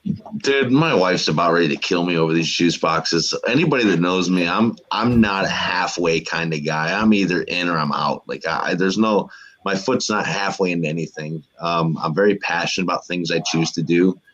And the juice boxes have just been, I don't know. They just hit my sweet spot, I guess, watching the smile on these kids' faces and being able to hand them trophies and give them an opportunity to race on the big track like they're heroes. And, for me, it's keeping racing alive. Unfortunately, as promoters and owners and things, they get so lost in the financial burdens and the, trying to come up with the next biggest event or the next biggest show or the next sponsor, the next this or that. Yeah, well, if I wish I could get on my camera right now and send a picture of my shop, I probably have 12 juice boxes laying around on top of 4 street stocks. But for me, it's just a passion with the kids. So we started this thing, last season, kind of took it over, and it was cool. We started with just my son and one other kid the first race of the year. And by the end of the season, we had 12 kids. And probably 75 people on the racetrack, all their parents, grandmas, grandpas, aunts, uncles. So from a track perspective, the cool part about booking the Wheelman Series is not only do you get 20 to 30 street stocks show up through your gate, our guys travel 4 to 5 people per car. So that's a huge pit gate presence, as well as we have the juice boxes who are going to be heavily traveling this year with us. These families are committed to the series. They're committed to me. They believe in my mission. We've got, I couldn't even tell you. I bet you when we show up at M40, there's going to be no less than 12 carts that show up there. Some tracks we go to will probably have more juice boxes than they have in some of their nightly divisions, So that's the exciting part about the juice boxes is these kids are going to be the ones that buy cars and get the compacts and getting street stocks and late models and, mini wedges and quarter midgets. And, this is the start, So the interaction with the conversations between Tabitha and the folks from New Paris Speedway is getting fan interaction. This is something you're doing with the juice boxes. Explain at M40 how a kid or a young race fan might have an opportunity to participate in the show. So we have I have some of the best staff and drivers of course every series promoter says that, but we truly do. So these things are like $400. You can find them brand new online. Right now they're completely sold out. Your kid can run these things from age 3 to 8 years old. So there's not a racing car you can buy in the country that you can race for $400 and your kid can get 5 years of enjoyment out of it. Not only that, they're becoming huge. Most tracks, I wouldn't say most, there's quite a few tracks. I would say 6 I've noticed this year that has picked up the division. So they can't even keep them in stock right now. So I just the other day found 4 I just bought. I'm putting bodies on them, painting them, I just ordered wheels for them and different parts that they need to get them race ready and stuff. But there's the cool part is what we're going to do between a couple of my staff, a couple of my drivers, and the ones I just bought. We're going to randomly select people out of the crowd. Their kids could be out of the pit kids, could be grandstand kids, depending on the venue we're at this summer and how much time they have. We may give everybody kid that comes to the gate a ticket and just raffle kids off, which will obviously take more time. So if there's promoters trying to sell hot dogs and hamburgers, we'll do it that way. The quick way to do it would just be have our teams and drivers staff go pick a couple kids out. So we'll probably coming to M40. I know for a fact I'll have 1, 2, 3, possibly 3 or 4 carts available for fans to be able to have their kids come out. You won't need anything. We'll have helmets provided, the cart provided. So we'll pick 3 or 4 3 to 5-year-old kids, and we'll pick 3 to 4 6 to 8-year-old kids that will also get a chance to ride those same carts because we'll run 2 different races, 3 to 5 and then 6 to 8. So we'll have about 4 to 8. We'll have at least 6 to 8 kids that'll get a chance to go on the big track and race the juice box and have a chance to win some trophies. We got some really cool custom trophies made for this deal this summer, as well as some we'll call them participation prizes. And one of our families is doing custom tumblers for all the kids it's going to be about the first 20 kids that race this summer. She did 20 custom cups with our logo on it. And I have custom stickers made for every race. So the kids will be able to put on their juice box bumpers where they've been, the track they raced at the year, the Ohio Wheelman juice box, just kind of some memories for the kids. Like we have kill stickers for the racers, heat, win, dash, wins, fast times, features, just something for the kids to be able to, at the end of the summer, be like, wow, we've been to Michigan and M40, we've been to Corrigan Oil, we've been to Jennerstown, we've been to, Midvale, so on and so forth. Just kind of a cool deal. So Lewis or Buju, do you have any questions for Will?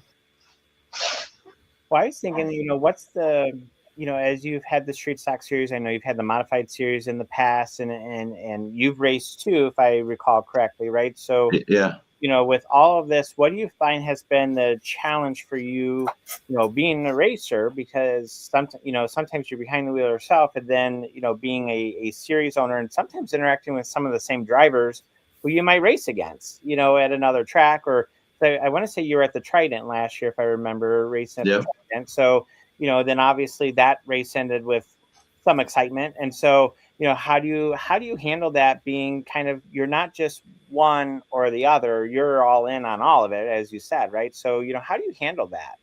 Yeah, so it's some nights it's hard because for me as a promoter, I get one side of the business, and on the same side, I put on the driver's hat. I'm fully invested in cars. I mean, I own 3 street stocks that'll be running this summer.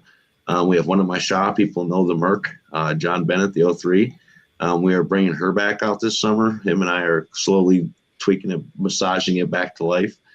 But you'll see that this year in the series this summer. Eventually, we're hoping for Jennerstown. It's kind of it. I'm able to wear both hats, but there are times that make it difficult. I did not race at all last summer. That's a year I took off the year just to focus on the series. I think racers appreciate it because I understand where they're coming from. When they come, when they're upset or don't agree with the call or something, I can man up and just be like, listen, I get it. Yeah, I suck. I made a terrible call tonight, and I apologize. I wish I could tell you it never happen again. And, it's part of racing, and it's an unfortunate side of it. But, I think I just get more respect because of that. I'm not just a guy trying to make money off them. I'm in the trenches with them. I'm in the Motor State catalogs trying to find the same parts they are that are getting discontinued or out of stock, or, thrashing. We got guys at my shop right now thrashing cars together, trying to make sure we're fully ready to come out and compete. And, so I think that's just it. There's just so many hats I got to wear. And I think people appreciate that because I can level with them. Like, yeah, I get it. The cost sucks. That's why we switched tires this year. I don't feel right selling Hoosiers for $200 when American Racer is willing to bend over backwards for our business. And now I can resell them to our weeks. We're saving $30 a tire this year. That's $120 a set. I mean, that's freaking pit passes for the race that night, for your whole team. That's big time money, for our traveling teams. That's, I'm a racer. I understand the cost, so I try to save everywhere we can. And if it means we got to change tires, and, we go into a company that wants our business, and that's where we're going to be. Well, and I know that around the same time that Barry from Great Lakes Super Sprints announced that he was changing tires, and I remember seeing him at the Michigan Auto Racing Fan Club, and I said, that's kind of like sending the message, isn't it? And I said, not that may have been his goal. He said, oh, no, that was the goal, is to send a message, right? Like that we cannot continue to operate at this level, and put on a good product or put out a good product when tires are killing our product, right? And maybe not killing, maybe that's a strong way to put it, but it's certainly huge cost, that teams are taking on, that there's almost like no relief in sight. And so I know, you made that switch. I know Russell's M40 Speedway is the only track in this local area that said, we're not going to go with Hoosier anymore. We're switching over. And so, and I know that wasn't popular, right? With Plymouth, Indiana being, right there, purple power right down there. And so, this area is very much Hoosier loyal, right? I mean, everywhere. But, have you gotten any, blowback or negative feedback on that tire change, or your team's like, hey, like this is going to be good for us. Maybe the speeds won't be the same, or maybe the timing won't be the same, but we're also saving a lot of money. Yeah, I think racers are racers. We as a series, I limit the guys in the amount of tires they buy, right? Because, as racers, just like myself, when I go out and race, if there's 4 tires I'm allowed to buy, I'm buying 4, whether I can truly afford it or can't afford it or want to afford it, or, regardless, I'm buying 4. And sometimes as racers, we're our own worst enemies. And so we put a tire roll in last year, and I saved my team $5,000 on one season just in tires. Beginning of the year, I was a jerk. This is stupid, mid-season. That was the smartest thing you did all year. Yeah, could I buy 4 tires every week? Sure. But now I saved enough money. I can freshen my motor. I can, buy a couple sets of shocks for next year and try some new stuff. And so by the end of the year, the guys there's probably a few guys that still hate it because there's guys that want stickers every weekend, right? But the mass of our series was very thankful to, especially the blue collar guy that can't afford 4. They're buying 1 or 2 regardless because that's what they can afford. Now they don't feel outcompeted, outbought. They can't. Nobody can buy wins in the series, I guess, is the easiest way to put it. I will tell you, for the first time in 13 years, I'm open to tire testing this year. Wow. For different brands. So we'll leave it at that. You wait till March to give you your tire increase, which is almost $30 more a tire than what you've been paying. That changes your opinion of things, and we've made it known to other. We tend to try to be a leader in sports compact racing, and we've been very loyal to a certain tire carrier, and we've made it very apparent to competitors that for the first time in 13 years, we were open to tire testing. Yeah, my cost was just to get the tires last year to my door. It cost me $26 per tire between shipping and tax per tire just to get it to my door to be able to resell it, which is just I can't. There's nothing left. There's a combination of everything. It has to be a good tire that fits the need of our series of building the world's fastest compacts. It has to be an economical tire, and it has to be a good tire. We're not just going to switch to get a cheap pricing. Yeah. But at the end of the day, I don't want to leave Hoosier, but there's more options out there now, and it's time to wake people up. And it's almost 50-50. There was not ever an American race tire up here at a track. It was big news when Cobra went to Galesburg for a year or two. What the even bigger news was Berlin Raceway going to American races, Russell's M40 Speedway, Angola Motorsport Speedway. You go even more down south, Will, I don't know if you're equivalent. They are picking off the Purple Gang like any numbers down there, down south in Florida, Georgia, where they used to have a lot of control down there. Again, I believe in fair equity of market and understanding that, but you got to do what's right for the drivers. We're at a time where the expenses are getting higher with fuel, parts are getting expensiver, and it's time for the traveling series, the racetracks, to stand up to these ones that are gouging these drivers for money.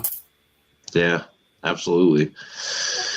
That's kind of where we're at, man. We've tested a bunch of tires, and that seemed to be the best fit for the series. It was very comparable to a Comanche, same times, probably a little bit faster on lap 30. They don't have as much fall off, which is a good thing. Can be a good thing. But we're excited to put shows on this summer. We got a lot of really cool venues. We're bringing the belts back, which I've had a few tracks this winter reach out to me like, hey, where do you order those belts from? I'm like, it's hard to give that stuff. I spent a lot of time, and Drew knows he has cool awards too.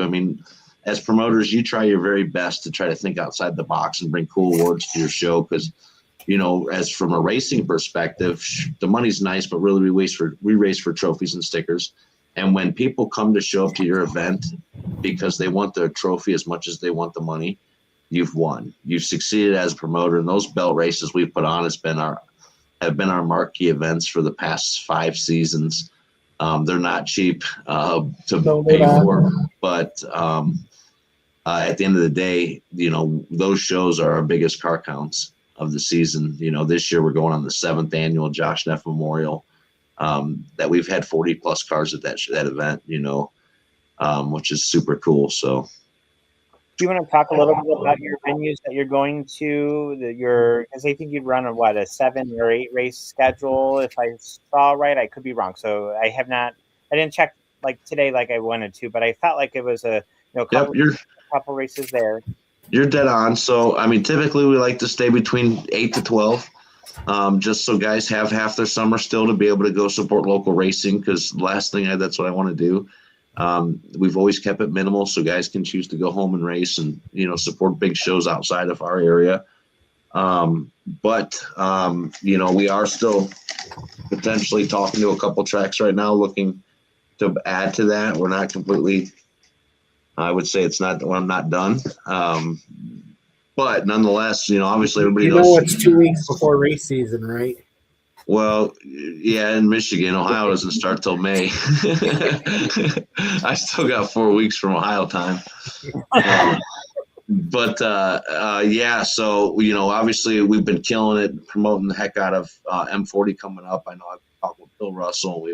We've been back and forth cross promoting and doing shows back and forth, and we're excited. We were there our first year, I believe, with the series, and we had a 3-wide finish going across the flag stand. They're wrecking, and nobody got tore up, thankfully, but it was a cool finish. And I can remember fans high-five me when I'm trying to find Drew, like, "Oh, you own the series?" And like, "Man, that's the coolest show we've seen all summer, man. Thanks for coming, and tell them we want you to come back." And that's for me as a promoter, that's the joy I get, is the fan interaction. Like, dude, you guys got shirts with you today? Or, I drove all the way we have a couple that drives, Mike and Vicky Delaney. They follow us all over the country. They've seen us at M40 our first season, and they have followed us every race since. He does the paintings for our champions for us. I mean, they're just diehard fans out of Michigan, and we always joke about doing a Michigan versus Ohio street stock showdown or something, Ohio versus Michigan, or something. And but yeah, so we're excited. M40 April 11th, and then gives our guys about 3 or 4 weeks off, and we travel up to Jennerstown for May 9th. That'll have the street stocks, the pro compacts, and the juice boxes.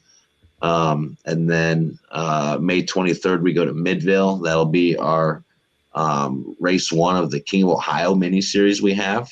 We are bringing that back again this year. Those are our belt races. So that'll be the Schwartz Memorial. Then we come back up to Michigan, up to Corrigan Oil with the National Compacts for our show up there on June 5th. That'll be a new racetrack for the series, but it is not outside of our wheelhouse, considering we've ran the Painesville Speedway many times over the years.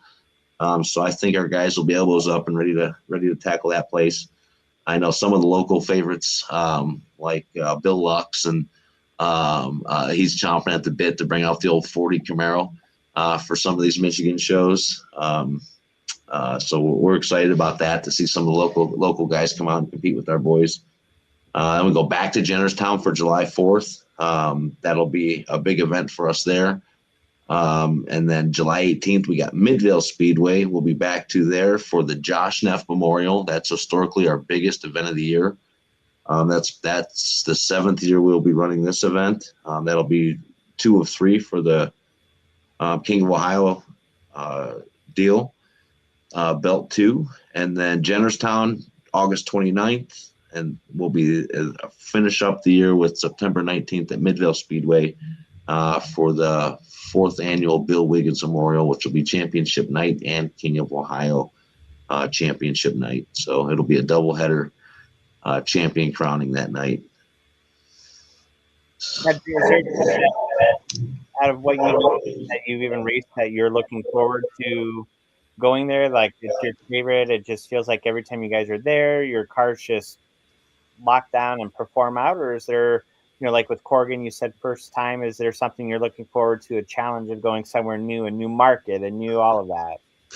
There's always tracks I look forward to as a promoter. I mean, selfishly, when I started this series, it was to save street stocks in Northeast Ohio. I mean, I was racing at the time, and we were getting 4, 5, 6, 8 cars, and that's, for me, it wasn't fun. So I started this for the reason, I'm like, well, I'm going to start traveling outside the Ohio then. I want to race with Michigan and Indiana where the cars are. So I started looking into rules, and I realized very quickly that I'd have to build 3 or 4 cars to be able to travel and race competitively around the country.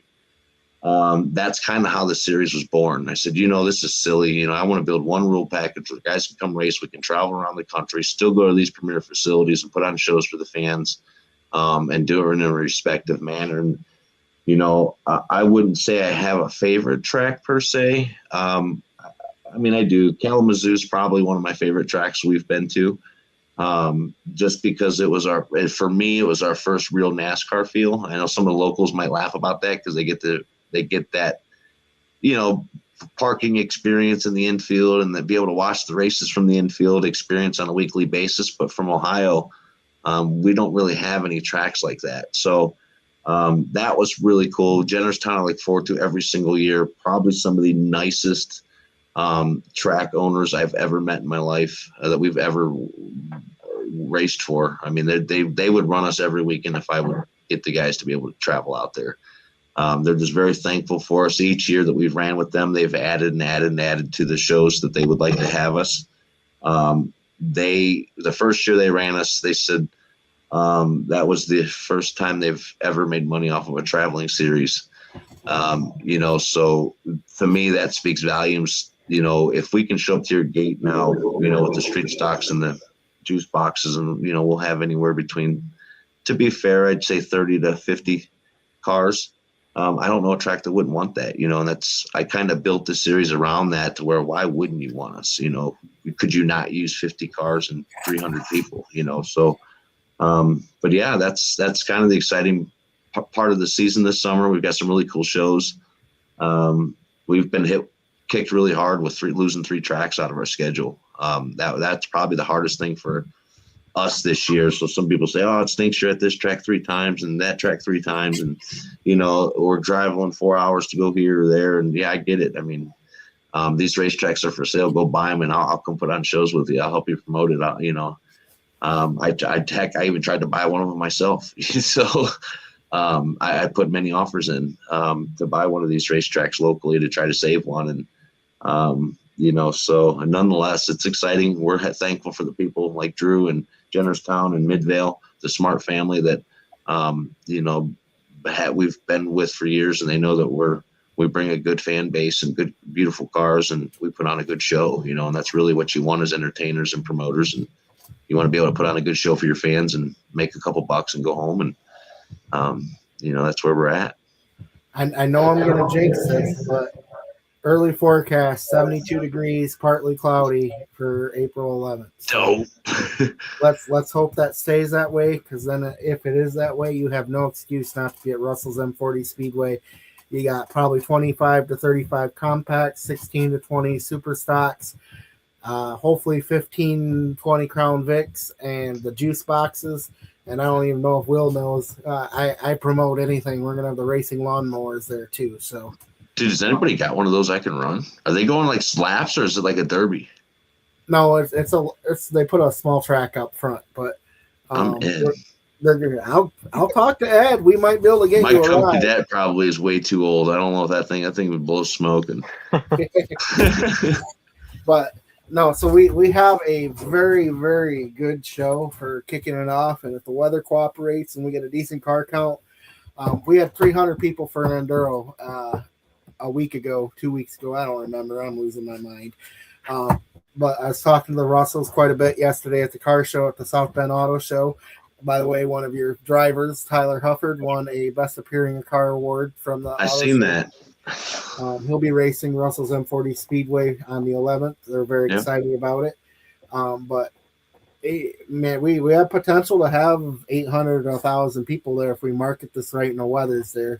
And that would be amazing for the Wheelman. It'd be amazing for Russell's M40 Speedway, and it'd be one hell of a way to kick off a season. So there's multiple events going on that day, but I keep saying it. It don't matter what freaking racetrack you go to a racetrack, put an ass in the seat, give your $20, $15 to get in and support these tracks, because they're becoming less and less. You exactly what Will said. He never thought he'd lose one track, let alone 3 in the same year.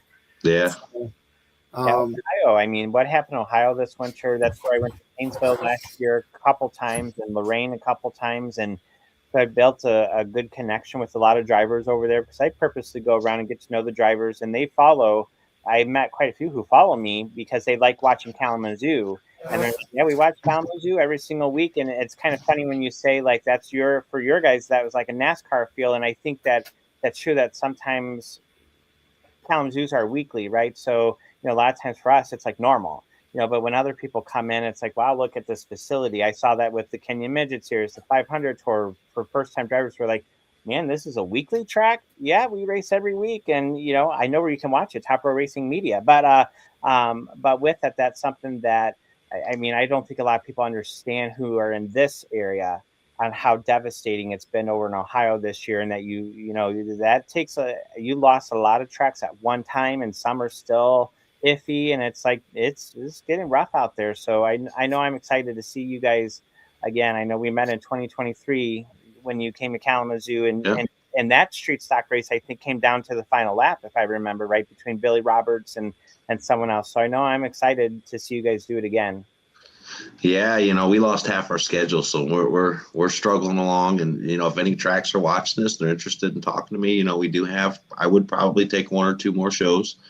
I know I am talking to a couple of facilities right now, and Killcare is one of them. They always put out a late schedule, and they got new owners this year, and we're still trying to figure out what's going on there. But there's a few places we're still working on, and we would still take another show or two, providing the schedule worked out in our schedule.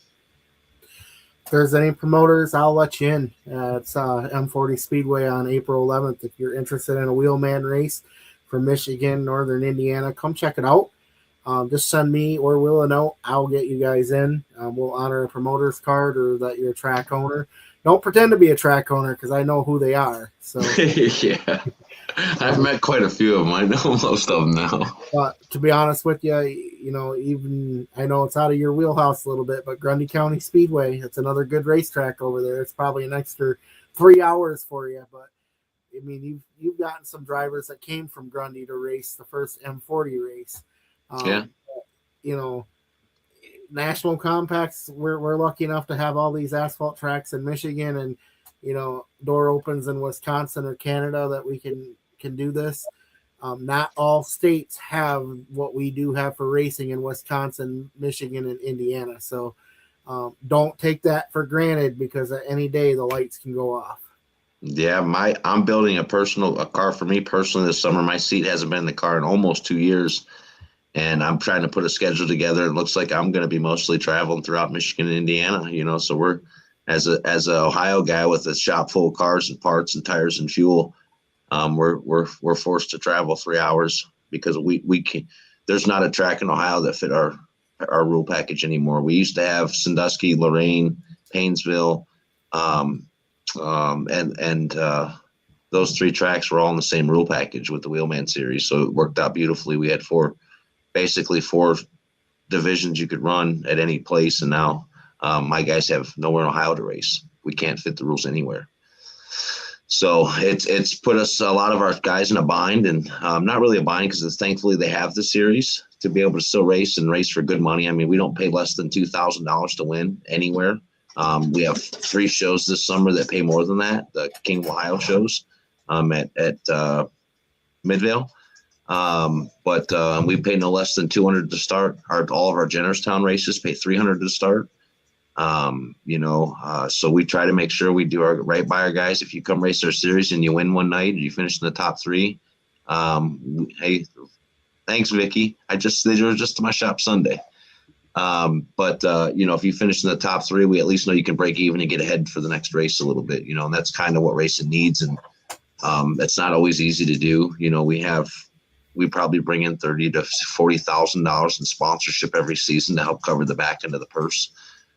So on the track promoter side, just to help you guys out a little bit, and track owners, when this is the biggest kickback they get when they book us, is their locals are like, well, why are you bringing these guys in and paying them $2,000 to win, and that's $200 to start? Why don't we ever get that kind of pay? Why would you?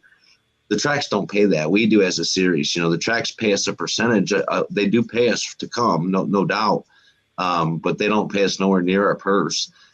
We bring that purse as a series, the back end of the purse, to cover that. It's not on the tracks. So I can't tell you over the last 5 years how many tracks are like, oh man, I'm getting beat up by my locals, and they don't fit your rules, and now it's a big pay show, and that's not on the tracks. That's on the series. We bring the back into the purse. We create the purse. We supply the purse, and the tracks help us cover some of that cost. Certainly, but it's not up to the tracks how much we pay out each night. So I just thought I'd throw that out there. I will attest that to Will. He does not charge any track nearly. You add up the purse versus what it is that he charges his track. It's probably $3,000 more per race, $2,000 more. Yeah, so I know that my average purse is 10 to 12,000. We charge less than half that, or just around half. So that's Just off a few $1,000s. What's that? yeah, it's only $5 or $6 grand. It's not, we do bring a heavy end of the purse because at the end of the day, when I show up to tracks, I want them to win. I want them to be like, oh, that was cool. That wasn't, the downside. The most traveling series is you have to find sponsorship to help cover some of that cost to bring them in, especially when you're talking ISMA and the Hammer Down. And I'm just using them example because I know they're expensive. I'm not bashing them by any means. They're cool shows. I go here. If I rent this casino when I need a sponsor, I put 100 in there and hopefully I walk out with $2 grand. Yeah. It doesn't usually work that way. Bet on red or black, right? Yeah. But yeah, so we bring a lot of our own sponsorship. And, my goal this year is I have a lot of big plans when we show up to the racetracks. M40, we'll have some of it going. I'm still waiting on a few things, but we plan on having some costume characters running through the stands and throwing out T-shirts, Wheelman shirts, and we've got some really cool things for our juice box kids with the awards that we're giving them this summer. And, we've got a couple people that will be bringing different things like sponsors. If people that are from the area, if you want to bring hats to give to the kids or shirts or whatever, all the competitors for the juice boxes, I'm in. Like anything we can give these kids is cool. So you'll have fans for life. That's for sure. But yeah, all I ask is when we show up, cheer for us. These kids are going to be the future racing. We'll have probably about 12, 15 of them running at M40. Big cars, don't let these little kids out travel you. I mean, I got some of these kids that are traveling 4 or 5 hours to come to M40 to put on a show for 4 laps. I mean, truly, they're going to run 4 or 5 laps and they're going to be done for the night. Don't get out car counted. I'll be upset if we got more juice boxes and street stocks or compacts or Crown Vics. So regardless, the fans are going to see a great show. I think Drew and I were talking, we're looking at a good field of cars in all the divisions, and you can't beat it for the buck you're paying to get in the gate. Plus, you get to see the kids, and I'm telling you, these kids. My son will be racing, and he gets more. He's like this the whole race. He's trying to see everybody cheer for him. He's like, "Dad, did you see all them people cheering for me?" "Yeah, I did, but what about the 10 kids you wrecked? What do you do?" It's a ton of fun, man. It's like little league, The Wheelman do some bumping and begging and put on a great race, but our friends here at Top Row Racing Media have put up an extra $1,000 for the Crown Vics, the factory Fords. So they're racing for a big purse. They're racing for $550 and almost $200 to start. The top nine.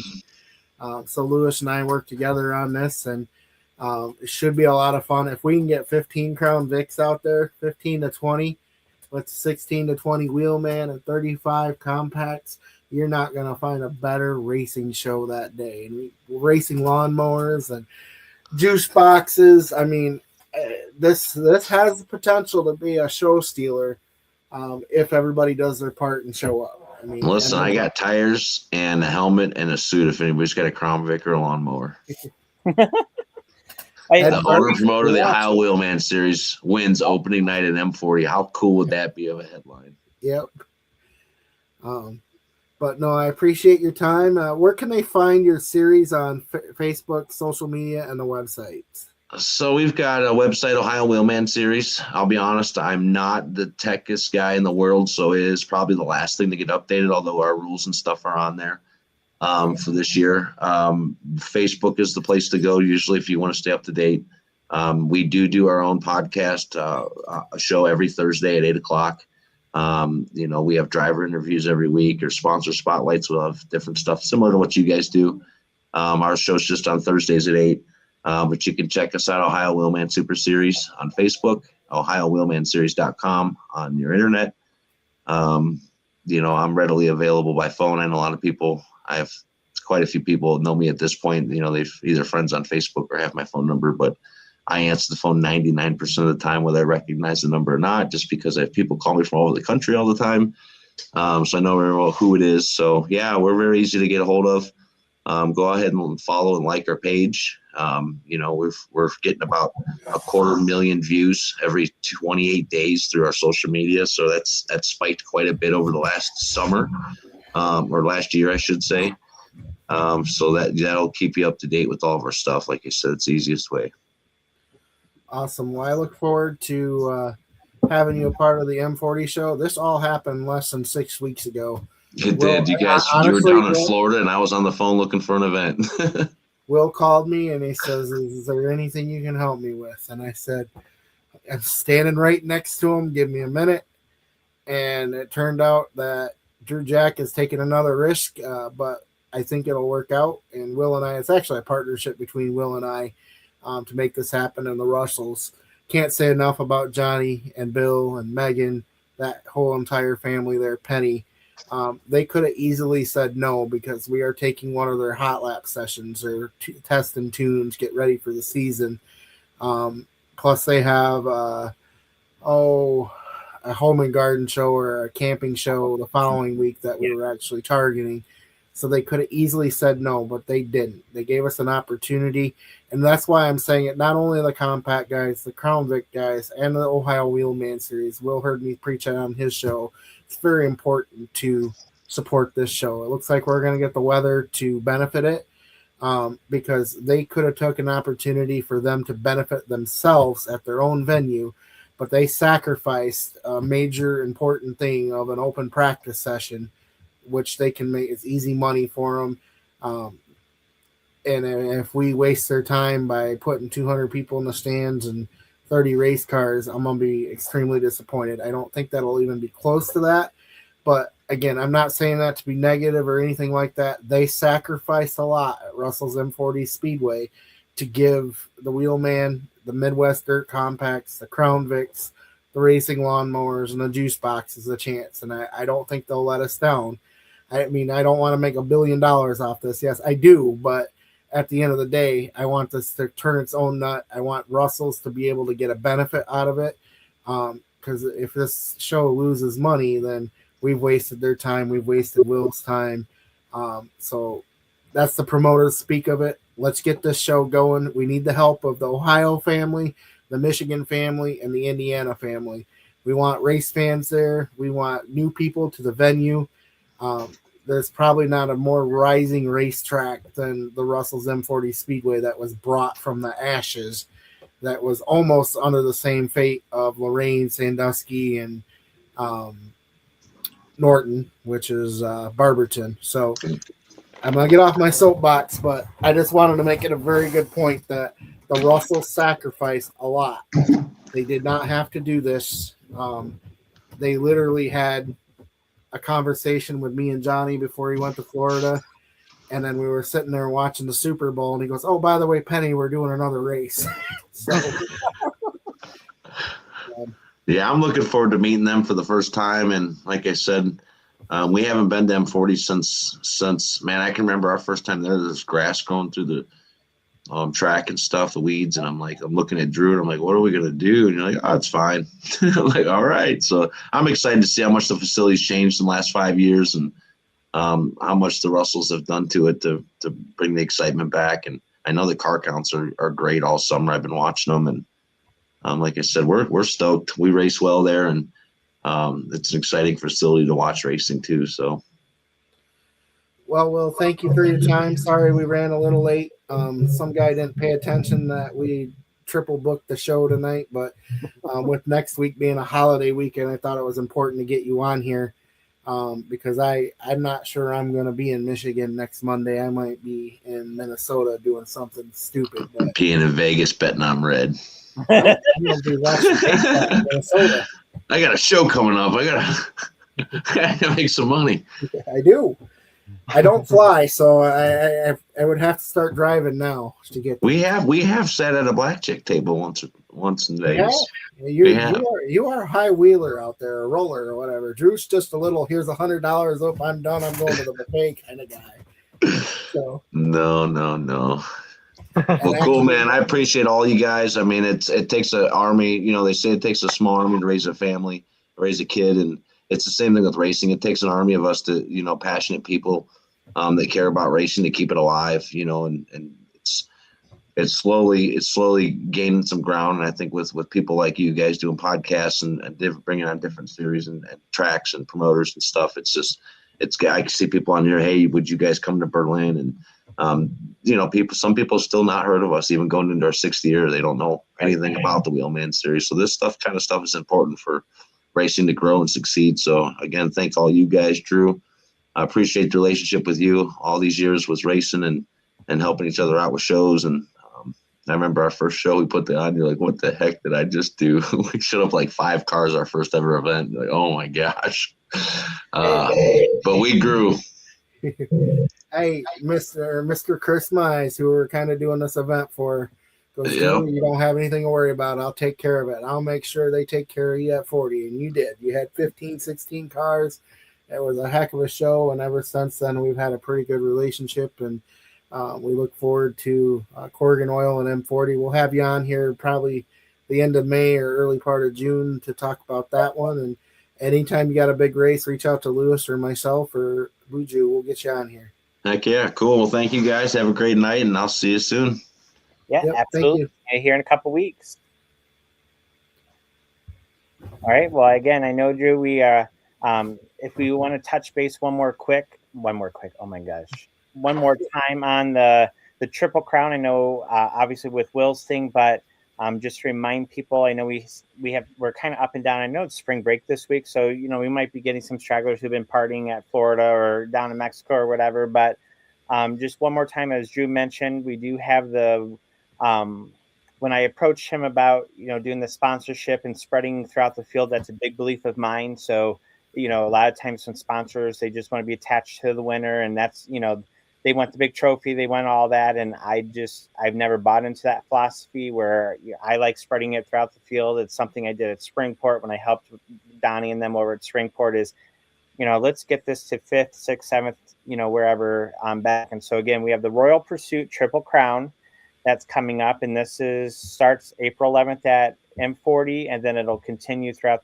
the season at Hartford for the other 2 races. But I know that payout, that when I came up with this and I was doing the math, I wanted to spread it out. And so I gave everyone $100 1st through 9th. And then I had a little extra, and I tried to stay to what Drew's breakdown was, where 10th started the 100 on back to start, so that I kept it that way. But otherwise, $550 to win, plus what Ron Vrash is doing with his lap board. Someone could walk away with a lot of money if they win this race. So again, this is the payout for the April 11th race at M40 specifically. So again, it's the first leg of the Royal Pursuit, $550 to win, all the way down to 9th and up. You can get at least $200. So that's not too bad of a payout. Obviously, I don't have a lot of money where I can make that like $10,000 to win. That's not going to happen. I'm already broke, but I know this is a very important show for you, and so I'm again glad for our partnership, and I appreciate you taking on the extra chance and me being like, I want to name it something. I want to have branding to it. So I'm like, I made a logo. I want to use the logo some way, somehow. So, and that's not AI. I made that. It was a pain in the butt at first, but I made it. So I don't care unless somebody wants to volunteer their services for free until my guy gets out of the clink. You're going to have to deal with AI. So. Yeah. Oh, no. And I wasn't taking that as a shot at you. Just, no. You and I talk about this, but it's the other people. Yeah. You want to volunteer your services, I'll be more than happy to, but I bet my AI can do better than what half the people bitching are doing. So anyway, Bujo, thank you for joining us tonight. You got anything in closing tonight? No, excited for racing. Yep. I'm probably gonna leave you two with Verash next week because having 3 loudmouths in there, poor Buju might not be able to sit there and say anything all night long. So I'll have fun anyway. Ron Verash is the man. I'm excited for next week. Yep. So Ron Vrash will have the whole episode next week with us. I'm not doing another guest with him because he just has so much. I mean, you just get started in one conversation, and before you know it, you're on 40 other conversations. So he'll be on next week with us. But I want to save the dates because now we're knocking on the door to April. So again, April 17th is the Terminator 100, 5,000 to win, Outlaw Super Late Models. That night that's how we're kicking off the season at Kalamazoo. I expect there's probably gonna be thousands of people in attendance for that one. I'm excited. Tons of late models. I'll be there. Yep. I'll be on the roof, and my car will probably be in the area if they use it as a pace car again this year. And so we'll have April 17th, and then My second race date will be April 18th that weekend. I'll be at the New Paris Speedway for their Night of Destruction. Again, if you've not seen a Night of Destruction at New Paris, definitely check out the Night of Destruction there. It is absolute chaos, especially that Pac-Man race alone. That Pac-Man race alone is worth the money, but they'll have tons of cars. That's one of their biggest ones of the year that they'll show up because everyone's ready to go crashing. So don't forget for sure then what we were just talking about, the race on April 11th for M40 Speedway. That's coming up in 2 weeks. And then also, if you need to shake down your car at the Kalamazoo Speedway, that's they'll have 2 practice sessions on a rotating basis based on interest for the second session on how many cars are interested in going back out. So again, that's open practice April 11th at Kalamazoo Speedway. Other than that, I know we've kept people's attention quite a long time tonight with the 3 guests, but there's a lot to cover. So if you miss anything of it, I know when you join on the live, you can't go back, but I purposely will not post anything until 10 a.m. tomorrow morning, which will be we're in the final week of the March Motor Madness. I'm excited. I haven't checked the voting lately, but the quarter midgets and the mini wedges, that's the battle right now. And it already had over 100 votes within a couple hours. I mean, they are lighting it up. So that goes until 11:59 tonight p.m. for voting for that. Tomorrow 10 a.m., which are MCR dwarf cars and street stocks. That'll go from 10 a.m. to 11:59 p.m. Wednesday's off. So we can do a 2-day championship battle. That'll start 10 a.m. on Thursday and go until 11:59 p.m. on Friday. So I know with it being spring break for a lot of people, I want to give them a lot more of a window to operate because I know some people are in different time zones and doing different things that it just made it easier to say at the end of the day. So, anyways, that's going on. That's our final week. So someone will be a champion by Saturday morning. It won't be me. No, it's a MCR dwarf car, which this is the second or third time I think being the number 1 seed, or second time, so could be them, but I don't know. I have a feeling it's gonna whoever wins the mini wedges or quarter midgets. I think unless the street stocks and MCR dwarfs, which MCR dwarfs have done really well this tournament, they got to show out, because if they don't, I mean, these mini wedges and quarter midgets have had 90 plus votes. They have annihilated everybody. So they're really passionate about getting those kids the exposure. So I know that's really exciting for them. So anyways, this will be on Spotify at some point tonight, and then it disperses out from there to iHeartRadio, Amazon Music, or Apple Podcasts. So if you haven't watched it on YouTube, video versions will be on YouTube, Spotify, and obviously here on Facebook. If you're in a car and want to listen to it, it'll be on iHeartRadio, Amazon Music, or Apple Podcasts sometime overnight into tomorrow. So again, great show, guys. Ron Brash next week. Any parting words before we head out? I'm actually exhausted. I'm trying to stay awake. To be Oh, honest. yeah. Well, no need to fall asleep. That's why I should have worn my Napa. I should have worn my Napa hat, because I'm like, you won't need a Napa while we're on. So if you're falling asleep, that means it's time to go. So it's almost time to go racing. We'll see you guys here in a couple weeks at the racetrack. Until then, turn left and let's go fast. And Buju, your closing line? See you at the races. See you at the races.